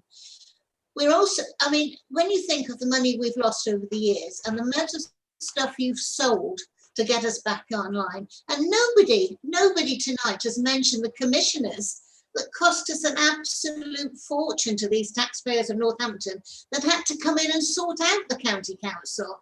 I mean, it wasn't the cabinet that did it, it was the commissioners with a new chief executive, you know, that's probably still here and still being paid. It's absolutely obscene the amount of money that this council, the NCC, has wasted of taxpayers' money. And it just seems that we are putting council tax up and not giving anybody any extras. We're having to ship out libraries, we're giving stuff away, all the centres that help people, prevented children coming into care, gone. No help. And it's just a shame because it's a false economy. We've got to stop children coming into care and be looked after children. So we have to do more preventative work to make families stay together. And that's where the money should be spent, rather than waiting for them to come into care and then trying to find a placement for them. And they're shipped around from pillar to post with various different social workers. It's a nightmare. And, you know, we really have to make sure that this budget delivers for the most vulnerable, and it really needs to be delivered for our looked after children. Thank you, Chair. Thanks, Councillor Bearsworth. We've got one last speaker before I go back to Councillor Breeze. Councillor McCord. Thank you, Chair. The creation of West Northamptonshire Council is our opportunity for a fresh start and a bright future, and sound finance is vital for that success. And I wish to place on record my thanks to all those who've got us to this point tonight. To Rebecca Breeze, Malcolm Longley, Lizzie Bowen, and all who led the member task and finish groups on budget creation and disaggregation, I'm grateful for your efforts. My member colleagues have been assisted by Martin Henry, Paul Heimers, James Smith, Audra Statham, Denise Taylor, Stuart McGregor, Belinda Green, and many others who have contributed. From the officers, thank you for that. The dark days are behind us, and I must pay tribute to the remarkable repair job done on the County Council. We do start in a good financial position, thanks to the massive contribution from the reserves from NCC. Matt, Teresa, Tony, Brian, Chrissy, I salute you all. The past is the past. Leave it there. Move on. We are coming to the end of the planning stage, and this budget signals the beginning of the next chapter. This budget begins to deliver the vision of West Northamptonshire, a place where everyone can thrive. And although I've heard a lot of moaning, I've not heard anyone say what adult social services they want to take £6 million from if we don't raise the revenue. Adult social care needs national action, but whilst we wait, we must provide the care to our most vulnerable residents. And we've raised a general 1.99% to all and given thousands of our lowest paid working age residents a massive 30% cut in their council tax. You can come here and talk up your credentials with your virtue signalling woke resolutions and write on trendy language, or do as I prefer and do something practical. And this Conservative administration has reduced the tax for the majority of the low paid. The Labour-dominated town council is taxing 1 minute remaining pounds from those who they know have the lowest income, and some of them disgracefully say it's not enough. We've put £150 into their pocket, not taken £50 out, and calling for a moratorium on council tax when imposing a new charge from scratch is the height of hypocrisy. I'm happy to be judged on our actions, not our pronouns. There can be no greater signal as to how we want to help those and how we're helping those at the bottom of the pile. And I will put that into Conservative practical policy. And much to the disappointment of the woke warriors, there are no cuts. We've made a great start, and I know there's much more to do, and that work will commence on the 1st of April.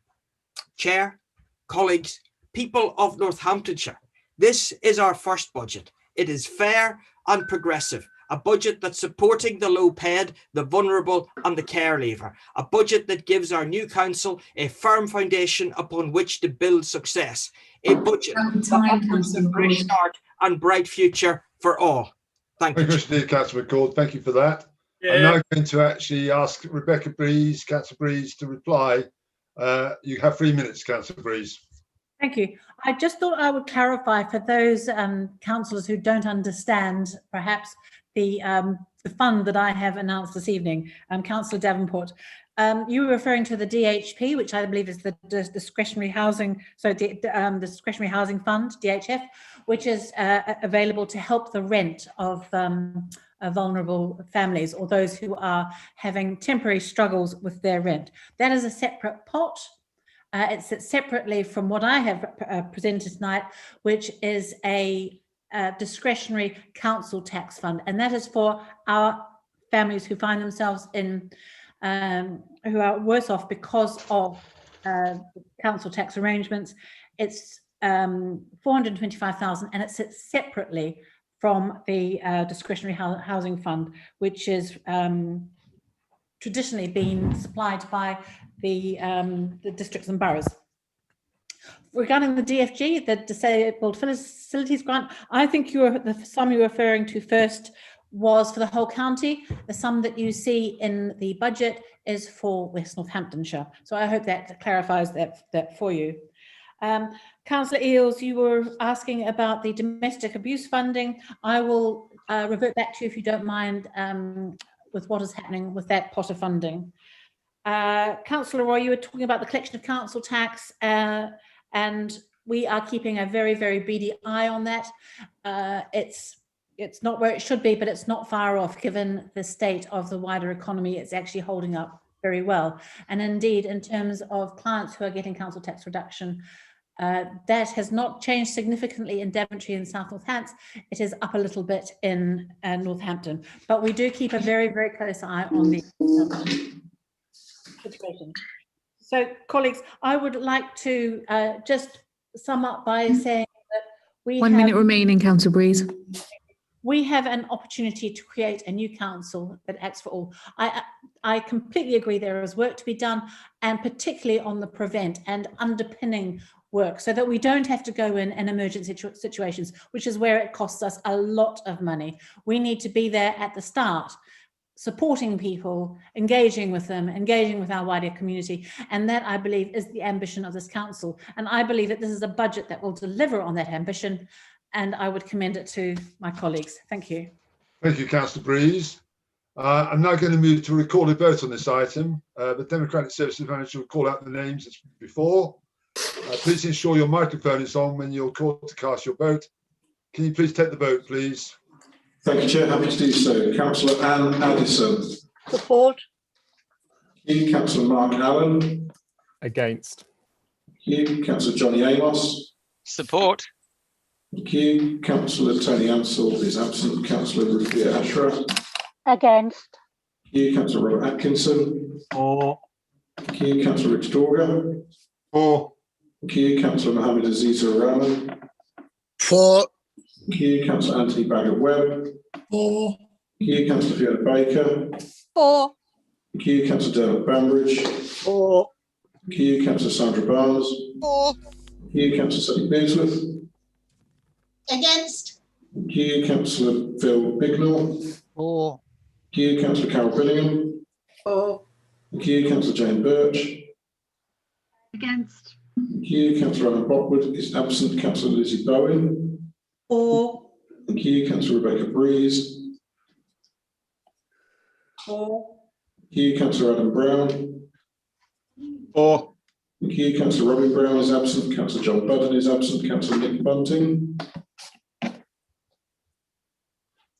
For. Thank you. Councillor Mina Kelly. For. Thank you. Councillor Alan Chandler. For. Thank you. Councillor Kendall Sherham. Thank you. Councillor Nazim Chowdhury. Absent. Councillor Carol Clark. For. Thank you. Councillor Michael Clark. For. Thank you. Councillor Roger Clark. Sorry, Councillor Roger Clark. Thank you. Councillor Stephen Clark. For. Thank you. Councillor Karen Cooper is absent. Councillor Daniel Cribbin. For. Thank you. Councillor Stephen Dabbs. Against. Thank you. Councillor Richard Dallin is absent. Councillor Julie Davenport. Councillor Julie Davenport. Oh. Sorry, muted. Against. Thank you. Councillor Hugh Davis is absent. Councillor Peter Davis is absent. Councillor Janice Duffy. Against. Thank you. Councillor Gareth Eales is absent. Councillor Terry Eales. Against. Thank you. Councillor Brandon Eldred. For. Thank you. Councillor Penny Flavel. For. Thank you. Councillor Rupert Frost. For. Thank you. Councillor Valerie Furness is absent. Councillor Joe Guildford has declared an interest. Councillor Matt Goldwyn. For. Thank you. Councillor Andre Gonzalez de Savage. For. Thank you. Councillor Andrew Grant. For. Thank you. Councillor Luke Greystone is absent. Councillor Liz Jones absent. Councillor Tim Hadley. Absent. Councillor Mike Hallam. For. Councillor Ellen Pack is absent. Councillor David Harris. For. Thank you. Councillor Lauren Harrington Carter. So Lauren Harrington Carter is absent. Councillor Jonathan Harris. Against. Thank you. Councillor Rosie Herring. For. Thank you. Councillor Stephen Hibbert.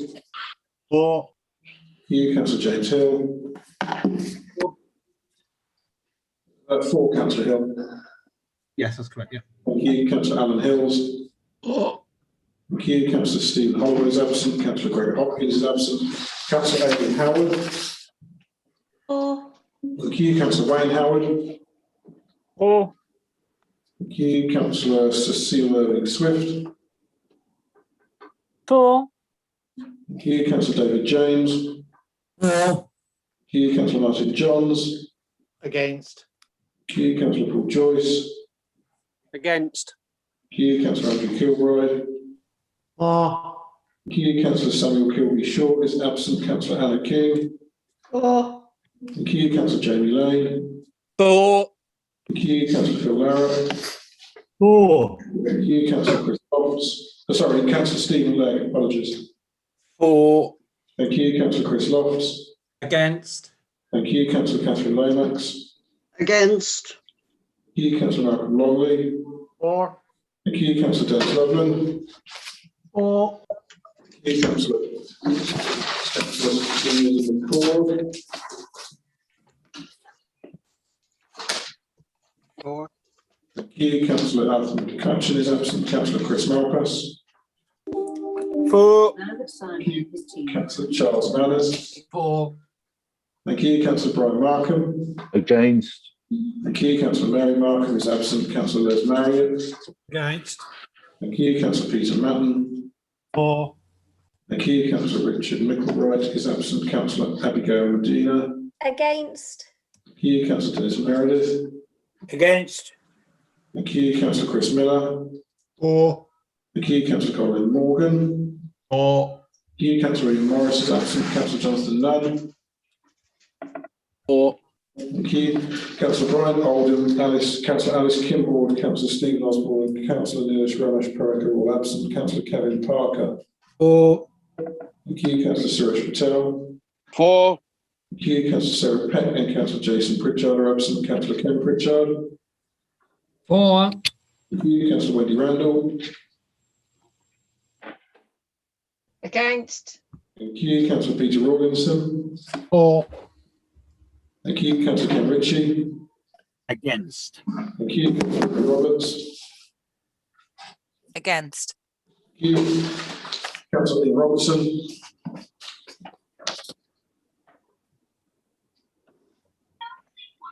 Councillor Ian Robertson, I think, is absent. Councillor Angela Roy. Against. Councillor Sam Rubens. For. Thank you. Councillor Catherine Russell. Against. Thank you. Councillor Lisa Samiotis. Against. Thank you. Councillor Brian Sargent and Councillor Marianne Surgeon Booker absent. Councillor John Shepherd. For. Thank you. Councillor Jean Shepherd. For. Thank you. Councillor Sally Smallman and Councillor David Smith are absent. Councillor Zoe Smith. Against. Thank you. Councillor Daniel Stone. Against. Thank you. Councillor Winston Strachan. Against. Thank you. Councillor Catherine Tarber. Against. Thank you. Councillor John Townsend is absent. Councillor Alan Walker. For. Thank you. Councillor Graham Walker.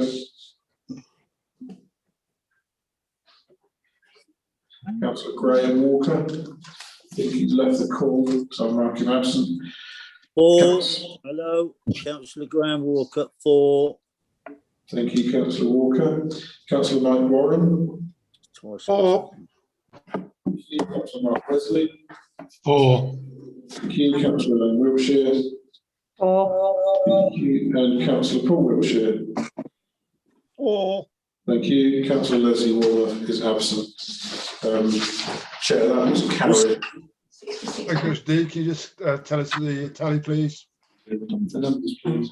66-27. 66 for, 27 against. Thank you, Mr. D. So I declare the proposal carried. Again. Thank you. We now move on to item 9, the housing revenue account, HRA budget, rent setting 2021-22, and budget projections 22-23 to 25-26. I'm going to invite Rebecca Breeze to introduce the report and move the proposition. You have 5 minutes, Councillor Breeze. If you just bear with me again while I share my screen, I've got a very short compared to the last presentation. So if you just hold on a second, only a couple of slides.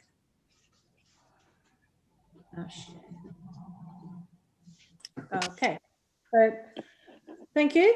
So this report sets out the budget and medium-term financial plan for the housing revenue account and proposals for rent for the next financial year and capital expenditure.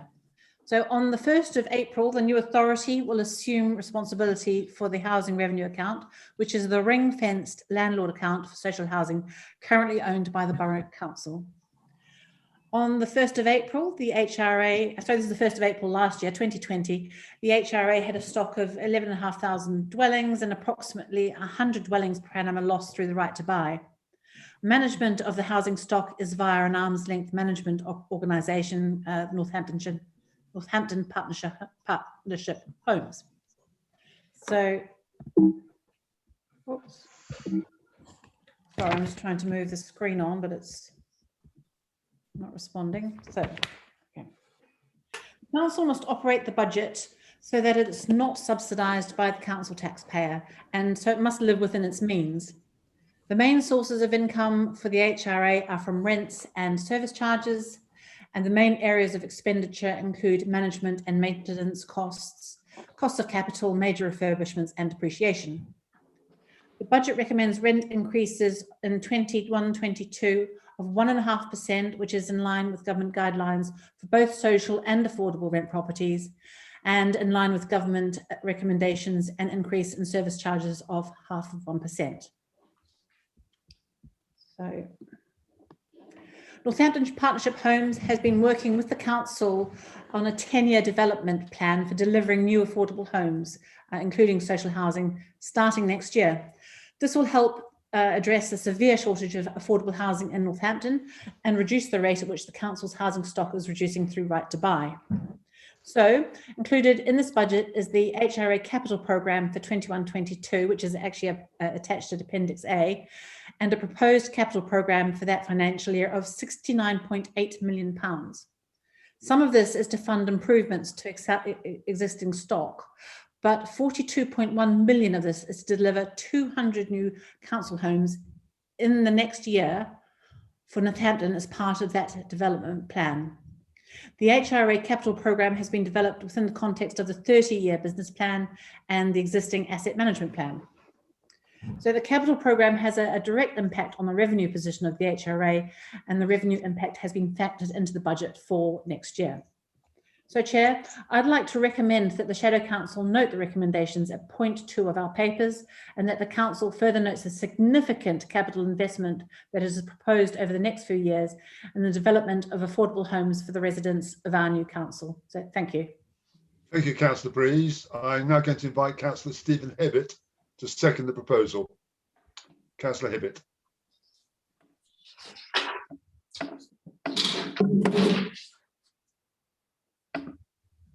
Thank you, Chair. Thank you, Chair.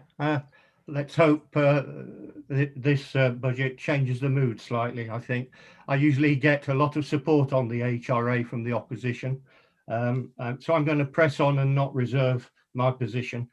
This budget reflects current service levels and service delivery, and that's very important because NBC, as the only sovereign council with an HRA, had made and proposed significant investment in a new build programme through its Almo MPH. Houses have been built. Those figures for April 2020, they've already been exceeded. There are lots of houses that have come on stream since April 2020. Houses have been built, houses are being built, and there are many others at planning stage. And just to run through some of the recent projects, we're talking about Riverside House and Beaumont House and Belgrave House and Southbridge East and Lion Court Building, and of course the Avenue campus, and that's 482 new, much needed affordable homes. And through the MPH, we've also invested heavily, as you've heard, in continuing improvements to existing homes. So I'm pleased to see this progress continue into the unitary, and it gives me some confidence for the future. I read in the report, and I'm going to paraphrase, continues the development of MPH. It is planned to shape the future HRA budgets, leading to more investment opportunities into the stock and service, and that's what we all want. I thank the officers for their work on the budget, and I'm very happy to second this report. Thank you, Councillor Hibbett. We now got, I'm inviting speakers to comment on this report now. Have Councillor Brian Markham. You have 3 minutes, Brian. Thank you very much, Chair. First of all, when I read the whole agenda for this, I was very, very pleased indeed to see that there was a HRA report. Usually it doesn't get too much discussion at budget meetings, but it is so important, not the revenue side of it, because the government decides how much the council rents will rise, and the budget is set around how much we need to spend on repairs. But the capital programme has been referred to. Stephen Hibbett commented that he's had support from all sides on Borough Council for the development plan that's been produced. It's well advanced now. I've sat on the planning committee for several years, and yeah, watch these plans go forward and watch houses develop. Northampton Borough Council and the Borough of Northampton, going back to 1950s when they invested in had one of the designs for King Caesar Estate and so on, has a proud record of providing homes for people who need them at rents that are affordable. NPH has an absolutely outstanding record, I think, in moving that on into the new generations, and not only will provide homes, but also regenerate properties. Mentioned a listed building on George's Avenue and various office blocks around the town, which will regenerate the town. I just hope and pray that the new unitary authority sees the part that NPH can play. For instance, if you're looking for a partner and there's a housing development on what's called sustainable growth outside the town boundaries, and a minute left, and there's a partner needed perhaps who will provide that social housing, maybe outside the existing borough boundaries, but why not consider Northampton Partnership Homes to go into a partnership, as I say, or a deal with whoever those developers are. And I look forward and hope that the outstanding work continues in the future. Thank you, Chair. Thank you, Mr. D. Councillor. Councillor Stone. Thank you very much. Can I please say how much I welcome this report? It's a sign of how things really, really should be. This report is really positive news for people who are homeless, people who are living in temporary accommodation, people whose housing is fragile. We know we're living in a shameful time of a huge housing crisis. This has been seized on by NPH and by the borough as a challenge, and it's a challenge that they've been rising to. So all the reporting in here is really, really good news. And added to that, this is the first report I've seen coming for us, which is talking about climate change issues as a matter of course. And I really, really welcome that as well. It must be known that NPH is a living wage foundation employer, and I really, really welcome that too. So I think there's lots and lots of good practice within this report, and lots of good practice embodied in NPH that will serve the new authority really well if it cares to take the lessons from that. And I really welcome this report. Thank you. Thank you, Councillor Stone. Councillor Nunn. Thank you, Chairman. Just to add to those comments, and I'll be brief, MPH has been a tremendous success with about 200 built, new homes built, 150 on site at the moment, 500 in the planning contracting process. So it's tremendous to see that progress. It's worth telling councillors from other areas, there are 3,500 people on the housing waiting list. This is desperately needed, reflecting a national trend, but certainly a strong need in Northampton. And temporary accommodation represents not only an expensive alternative, but actually a wholly inadequate for the quality of life. Where homes have been built, they've been of the finest quality, where you cannot necessarily identify the difference between a council house these days and a private home. So I'm grateful for colleagues in the West who have embraced the tremendous work that the council and along with most particularly MPH have been doing. And indeed, not only that, we're finding new opportunities which I think exist in other parts of the West that there has been no opportunity to exploit for the good of local residents. So I'm very excited about that and absolutely delighted with this budget proposal. Thank you, Chair. Thank you, Mr. D. Councillor Nunn. I'm just going to go back to Councillor Breeze now. Do you have any comments to make on what you've heard from the debate? No, thank you, Chair. I welcome the supportive comments. I'm not particularly familiar with NPH at the moment, but I hear really, really good things, and of course would perhaps mention that their remit will expand with the West, so there may be some exciting future opportunities. And I was always regretful that South Northants had to just dispose of their social housing. It's a really, really important part of our society. So thank you. I have nothing else to say. Thank you, Councillor Breeze. There'll now be a recorded vote on this item, so I'm going to ask the Democratic Services Manager to do another recorded vote and call out the names as put before.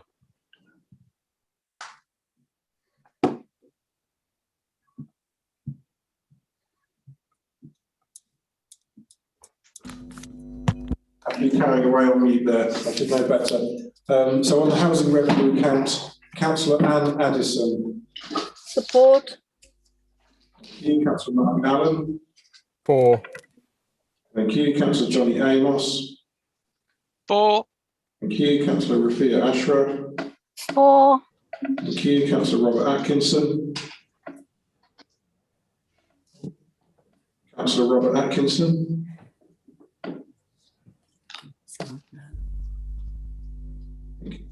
Call Councillor Richard Auger. 4. Thank you. Thank you. Councillor Mohammed Aziza Rahman. 4. Thank you. Councillor Anthony Baggett Webb. 4. Thank you. Councillor Fiona Baker. 4.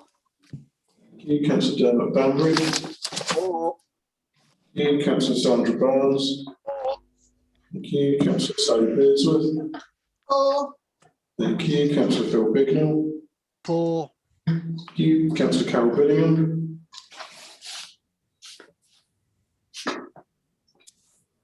Councillor Carol Billingham. I don't think she's on the call. I'll mark her absent. Councillor Jane Birch. 4. Thank you. Councillor Alan Potwood is absent. Councillor Lizzie Bowen. 4. Thank you. Councillor Rebecca Breeze. 4. Thank you. Councillor Adam Brown. 4. Thank you. Councillor Robin Brown is absent. Councillor John Hutton is absent. Councillor Nick Bunting. 4. Thank you. Councillor Mina Kelly. 4. Thank you. Councillor Alan Chandler. 4. Thank you. Councillor Pinder Chohan. Thank you. Councillor Nazim Chowdhury. Absent. Councillor Carol Clark.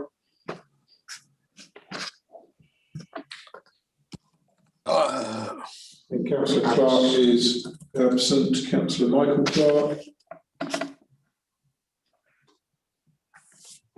Councillor Michael Clark. I think he's absent. Councillor Roger Clark. Councillor Stephen Clark. 4. Thank you. Councillor Karen Cooper is absent. Councillor Daniel Cribbin. 4. Thank you. Councillor Stephen Dabbs. 4. Thank you. Councillor Richard Dallin is absent. Councillor G. Davenport. 4. Thank you. Councillor Hewlett Davis and Peter Davis are absent. Councillor Janice Duffy. 4. Thank you. Councillor Gareth Eels is absent. Councillor Terry Eels. 4. Thank you. Councillor Brandon Eldred. 4. Thank you. Councillor Penny Flavel. 4. Thank you. Councillor Rupert Frost. 4. Thank you. Councillor Valerie Furness is absent. Councillor Joe Guildford has got an interest. Oh, sorry, Councillor Joe Guildford. 4. Thank you. Councillor Matt Golby. 4. Thank you. Councillor Andre Gonzalez and Savage. In support. Thank you. Councillor Andrew Grant. 4.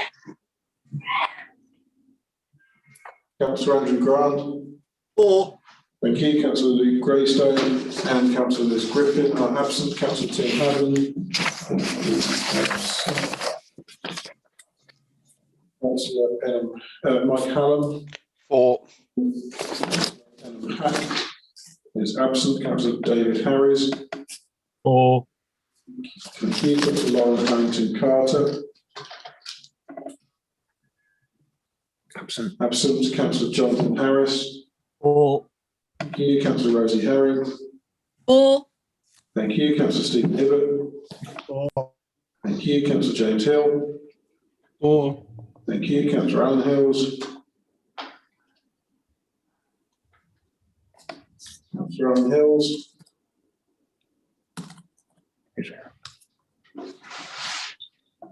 Councillor Alan Hills.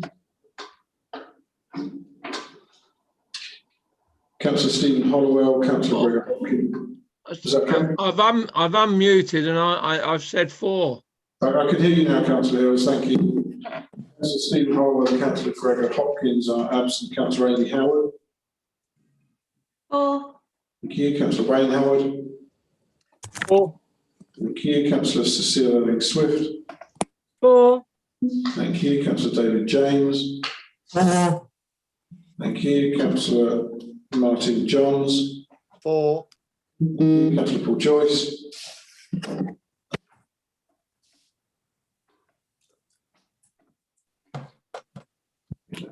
Councillor Joyce is absent. Councillor Andrew Kilbride. Thank you. Councillor Samuel Kilby-Shaw is absent. Councillor Anna King. That's the meeting. Councillor Anna King. No, Councillor Jamie Lane. 4. Thank you. Councillor Phil Larrow. 4. Thank you. Councillor Stephen Legg. 4. Thank you. Councillor Chris Lofts. 4. Thank you. Councillor Catherine Lomax. 4. Thank you. Councillor Malcolm Longley. 4. Thank you. Councillor Dennis Loveland.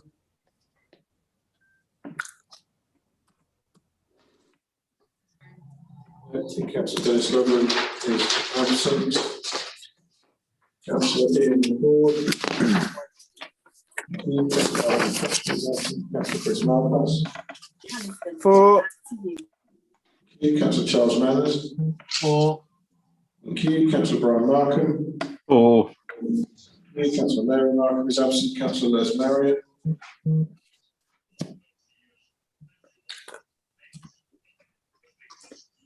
Okay. I think Councillor Les Marriott is absent. Councillor Peter Matter. 4. Thank you. Councillor Richard Micklewright is absent. Councillor Abigail Medina. 4. Thank you. Councillor Dennis Meredith.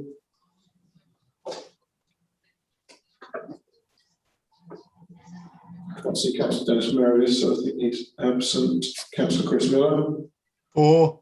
Thank you. Councillor Colin Morgan. 4.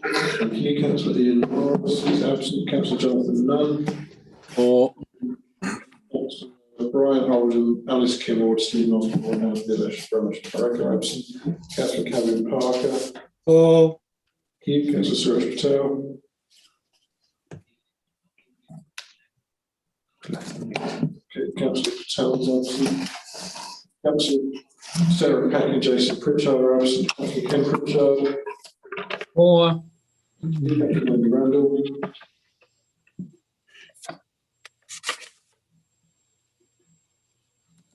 Councillor Wendy Randall. Can see her on the call. Councillor Wendy Randall. Councillor Peter Hall. 4. Councillor Peter Hall, you said was that 4? It was 4. Thank you. Councillor Ken Ritchie. 4. Thank you. Councillor Emma Roberts. 4. Thank you. Councillor Ian Robertson. Councillor Ian Robertson. Councillor Angela Roy. 4. Thank you. Councillor Sam Riggins. 4. Thank you. Councillor Catherine Russell. 4. Thank you. Councillor Lisa Samiotis. Chair, she has childcare issues, and I do think we're losing members left, right and centre. And I just wonder whether we ought to adjourn the meeting. Yeah, carry on with the recorded vote. Carry on at the moment if we can, please. Councillor Brian Sargent and Mary Ann Surgeon Brooke are absent. Councillor John Shepherd. 4. Thank you. Councillor Judy Shepherd. She's retired from the meeting. Thank you. Councillor Sandy Small and David Smith are absent. Councillor Zoe Smith. 4. Thank you. Councillor Daniel Stone. 4. Thank you. Councillor Winston Strachan. 4. Thank you. Councillor Catherine Tarburn. 4. Thank you. Councillor John Townsend. Absent. Councillor Alan Walker. 4. Thank you. Councillor Graham Walker. 4. Thank you. Councillor Mike Warren. 4. Thank you. Councillor Mark Wesley. 4. Thank you. Councillor Elaine Wiltshire. 4. Thank you. Councillor Paul Wiltshire. 4. Thank you. And Councillor Leslie Warnock is absent. Chair, that's carried. Okay, do you have a vote or not?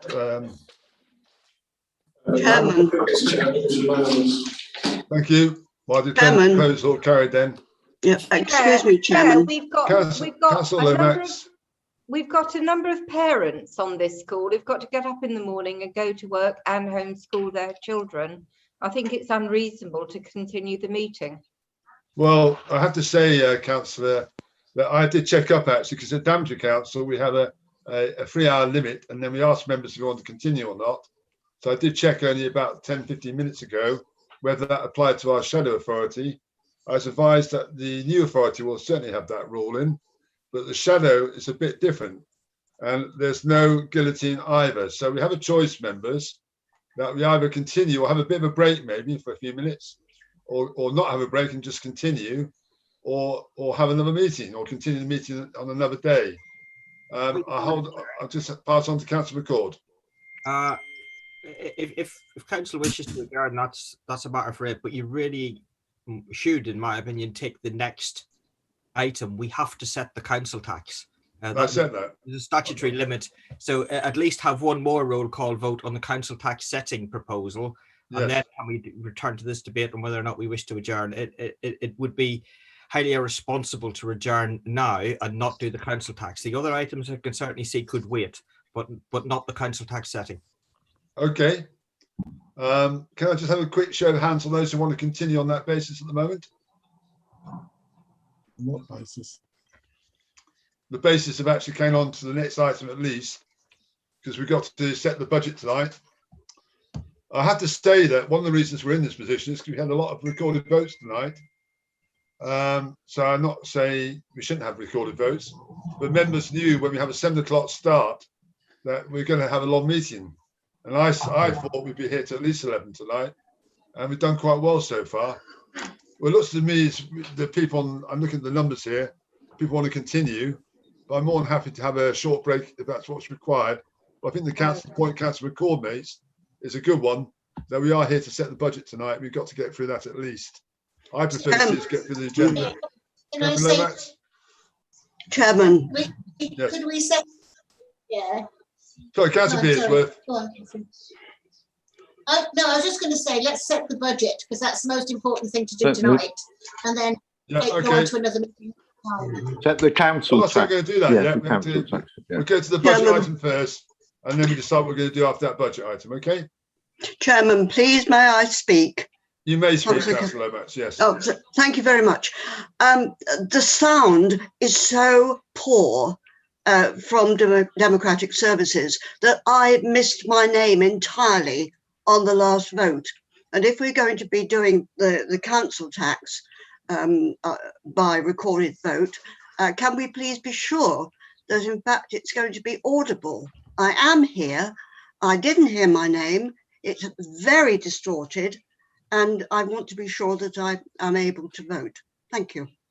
Thank you, Councillor Lomax. Can you give some reassurance, Councillor Lomax? Chairman, I thought when Catherine's name came up, I thought it was mine, and I actually voted positively, I think so. Oh, so you both with Catherine and for yourself, did you? I believe I did. I'm not sure that's in the Constitution, but I just want to ask Paul Hanson whether Councillor Lomax's vote can be noted as such. Certainly, I'll ensure that Catherine Lomax is able to vote on the council. Thank you very much. It won't be great when we get back to meeting in person again. If I may, Chairman. Councillor Hills. I'd like to come in. I have strained to hear every time on the vote. There's so much rustling of papers and background noise that seems to be coming from Democratic Services. I'm not saying they're doing it on purpose, but you just cannot hear what the names are. And I've strained like mad to hear it. That one of the officers there in the centre, when he has papers near the microphone, that's what you hear. So yeah, that could and I haven't been able to hear them. Okay, so, we've done well so far. We're nearly there, Councillor Hills. Yeah, but we need to make sure this vote is properly recorded and that we can hear properly. I agree with that. So, Paul, you noted that, Paul. Chairman. So just reorganising our microphones. It's a little difficult here. Yes. Thank you. Chairman. Yes. Yeah. I had a power outage before the last vote. So unfortunately, I didn't get in until towards the end of the last vote. Yes. But I would have voted for. Okay, can that be recorded, please, Paul? The vote has concluded now. Okay, but it's not a close vote or anything. So okay, well, that's I think that can be noted, though. Thank you. It's not your fault you have a power outage. Thank you. Thank you, Chairman. Move on to item 10 now, to set and improve the council tax requirement for the year beginning the 1st of April 2021 in accordance with the Local Government Finance Act 1992 as amended. The chair to invite Councillor Rebecca Breeze. Thank you, Chair. This is a very technical item. It is very much what it says on the tin. It's a register of all the council tax precepts and so on throughout the New West Authority, and I commend it to the council. Very succinct, Rebecca. Thank you much indeed. Councillor Longley to second. Yeah, thank you, Chair. There's been enough said tonight. I would definitely second it, but I would like to reserve my to reply if necessary. If necessary. Thank you, Councillor Longley. Do you have any speakers on this item? Please show your electronic hand now. Brian Markham, Councillor Brian Markham. I was just going to say that I propose we move on to the votes. Okay, thank you, Brian. Thank you. No other speakers. I come back to Rebecca. I don't think you're required, Councillor Longley. So go back to Councillor Breeze. Are you happy to go to the vote, Councillor Breeze? Absolutely. Thank you much indeed. This is again a recorded vote, so over to Paul Hanson for recorded vote.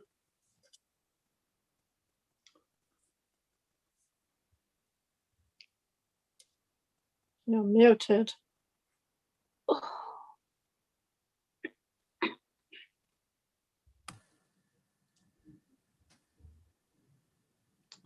Is Paul there? Democratic services are muted. You're muted, Paul. My apologies, Chair. Councillor Anne Addison. I support the motion.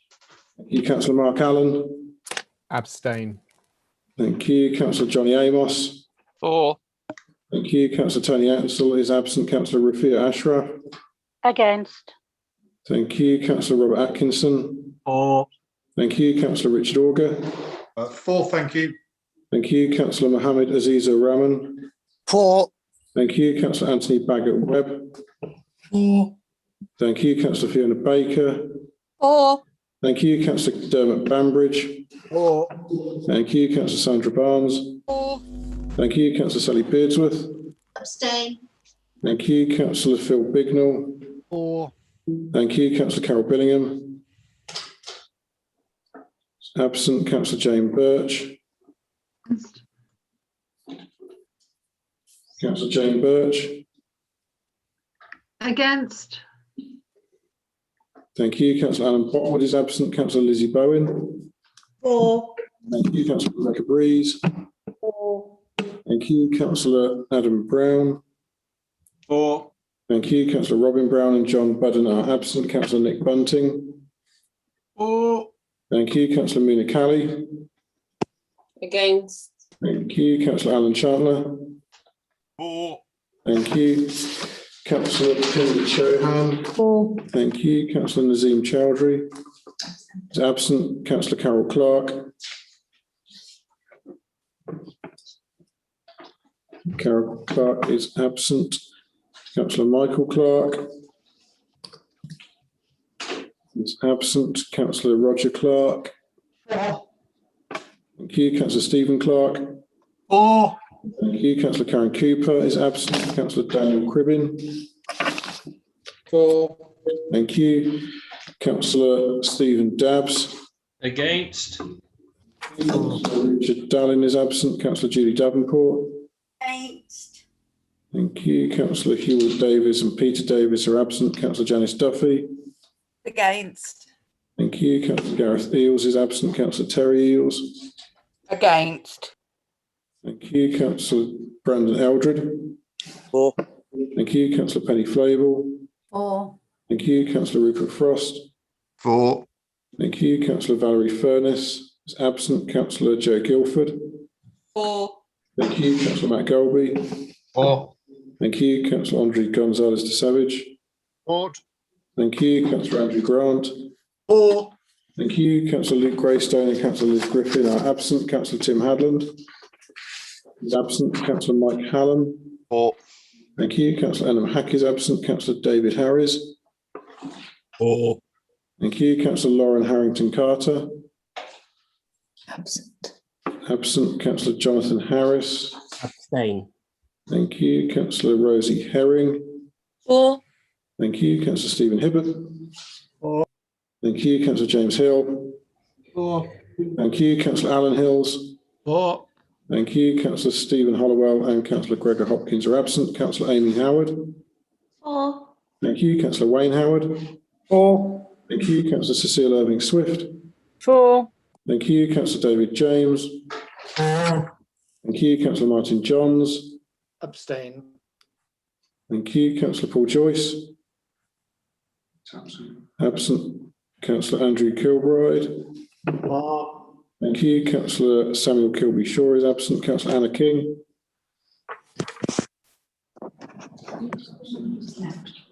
Okay, I think Councillor Anna King is absent. Councillor Jamie Lane. 4. Thank you. Councillor Phil Larratt. 4. Thank you. Councillor Stephen Legg. 4. Thank you. Councillor Chris Lofts. Abstain. Thank you. Councillor Catherine Lomax. Abstain. Thank you. Councillor Malcolm Longley. 4. Thank you. Councillor Dennis Loveland. Left the meeting. Left the meeting. Thank you. Councillor Ian McCord. 4. Thank you. Councillor Arthur McCutcheon's absent. Councillor Chris Malpass. 4.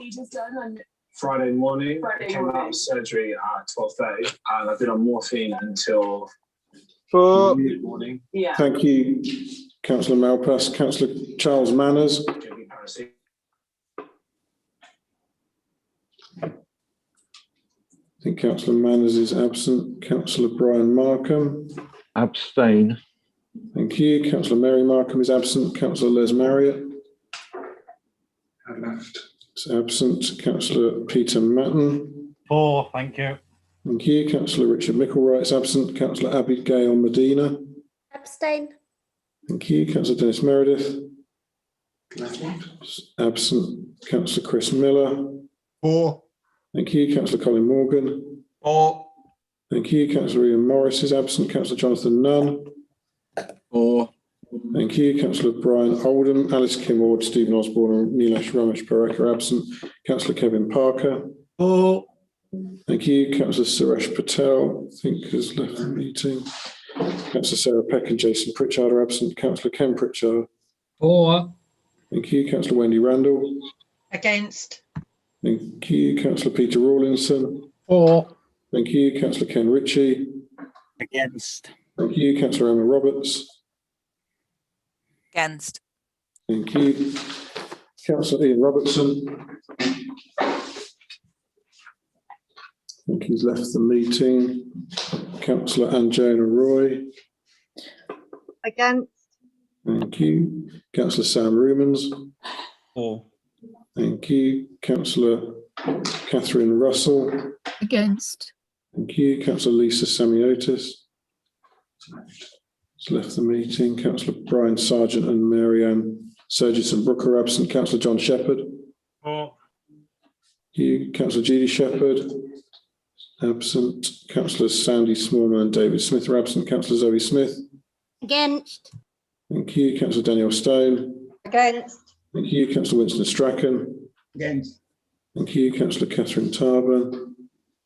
Abstain. Thank you. Councillor John Townsend. Absent. Councillor Alan Walker. 4. Thank you. Councillor Graham Walker. 4. Thank you. Councillor Mike Warren. 4. Thank you. Councillor Mark Wesley. 4. Thank you. Councillor Elaine Wiltshire. 4. Thank you. Councillor Paul Wiltshire. 4. Thank you. And Councillor Leslie Walnuff is absent. Let's get the numbers for you, Chair. Thank you, Reid. 9. Sorry? 58, 16 and 9. Ah, sorry. That's 58 for, 16 against and 9 abstentions, Chair. Thank you, Paul. So that I declare the proposal carried.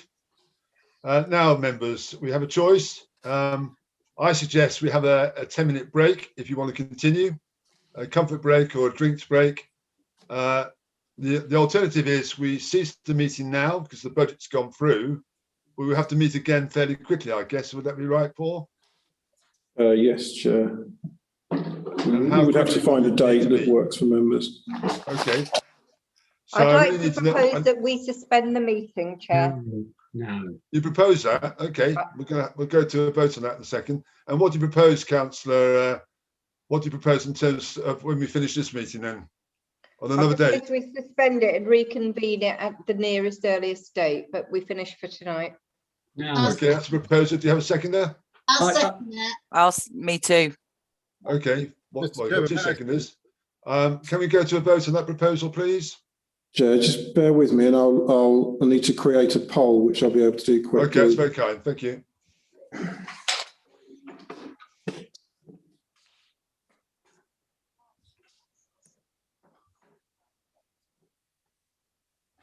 We've got 4 hands up here. I much prefer to go to a vote. We either, as we said, suspend now and meet another day, or we continue as best we can until the end. Mr. Chairman, my hand's not up in terms of supporting the poll, but I would like to speak if I can for a moment. Okay, Andre. Thank you for your time. We have obviously 116 members elected, obviously, who at the start of the meeting.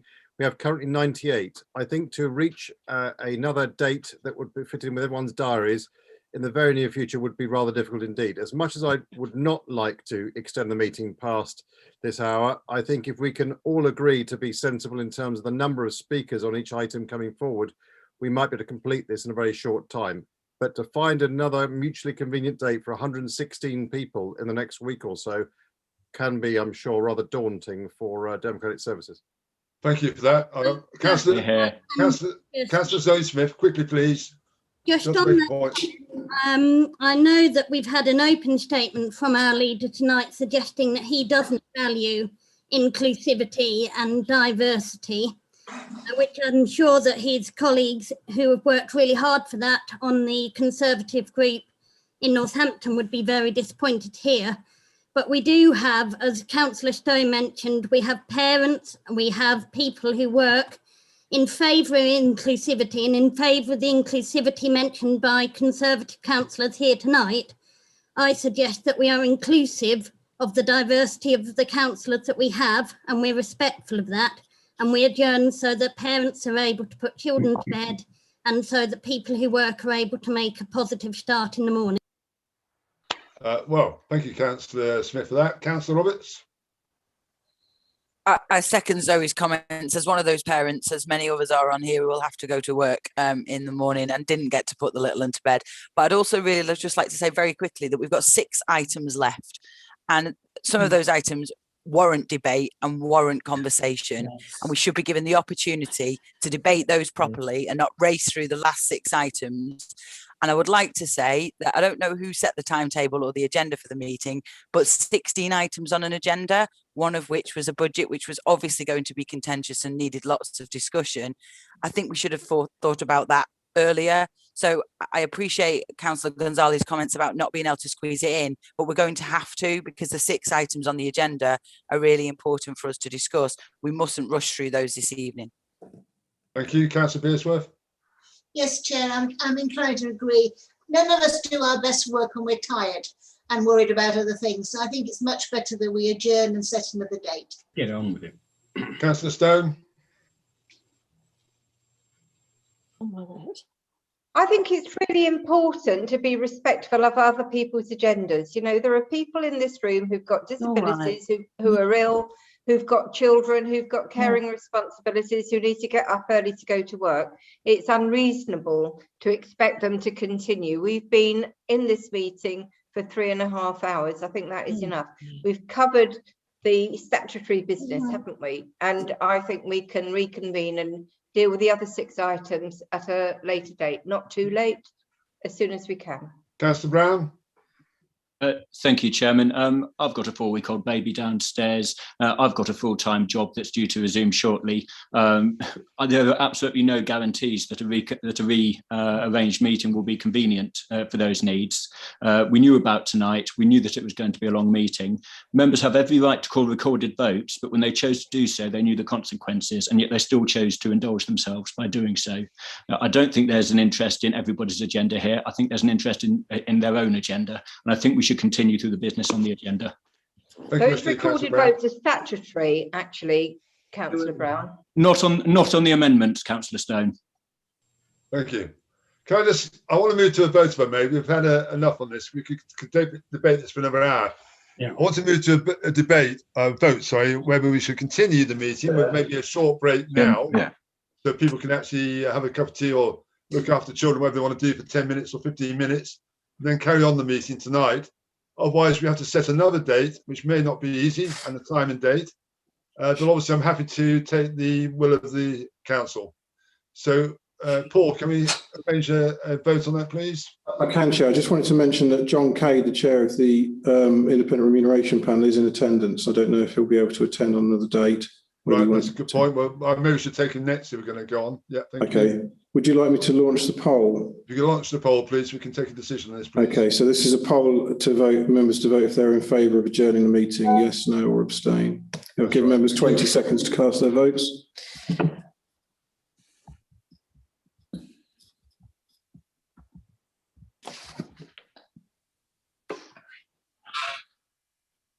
I didn't get to put my vote in.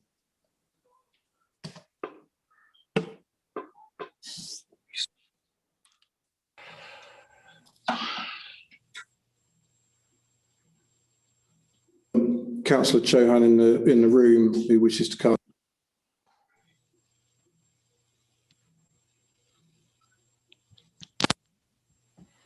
Chauhan We've got votes. 15 to vote. Mine won't submit. Sorry, Councillor Chauhan has voted against adjourning the meeting, but I've got 39 for adjourning and 34 against, including Councillor Chauhan's vote. 39 for, 33 against. I got my screen here, and 3 abstentions. And I can't vote. Is that right, Paul? Well, you can vote if you wish to cast your vote. Well, Chair. I'm voting to not adjourn the meeting. That's my vote. So that'd be 34. Chair, I tried to vote and it wouldn't. I pressed the submit and it wouldn't go. Right. Okay. Would you like me to relaunch the poll? Can you relaunch the vote, please, Paul? Yeah. Yeah. If I remove your co-host rights, you will be able to vote, Councillor Miller. Come on, gentlemen. This is reminiscent of really bad practice, where if you don't get the vote you want, you have it again. Not at all, Councillor Stone. I object to that comment. Absolutely. Yeah. You've got to get the right. We've got to allow people to vote, whichever way it goes. I don't mind which way it goes, but everyone has the right to vote. Okay, I've removed co-host permission from the chair and vice chair. I'll relaunch the poll. Apologies for that. Thank you much indeed. Thank you. Thank you. Yeah. Oh, lost it. I've lost mine.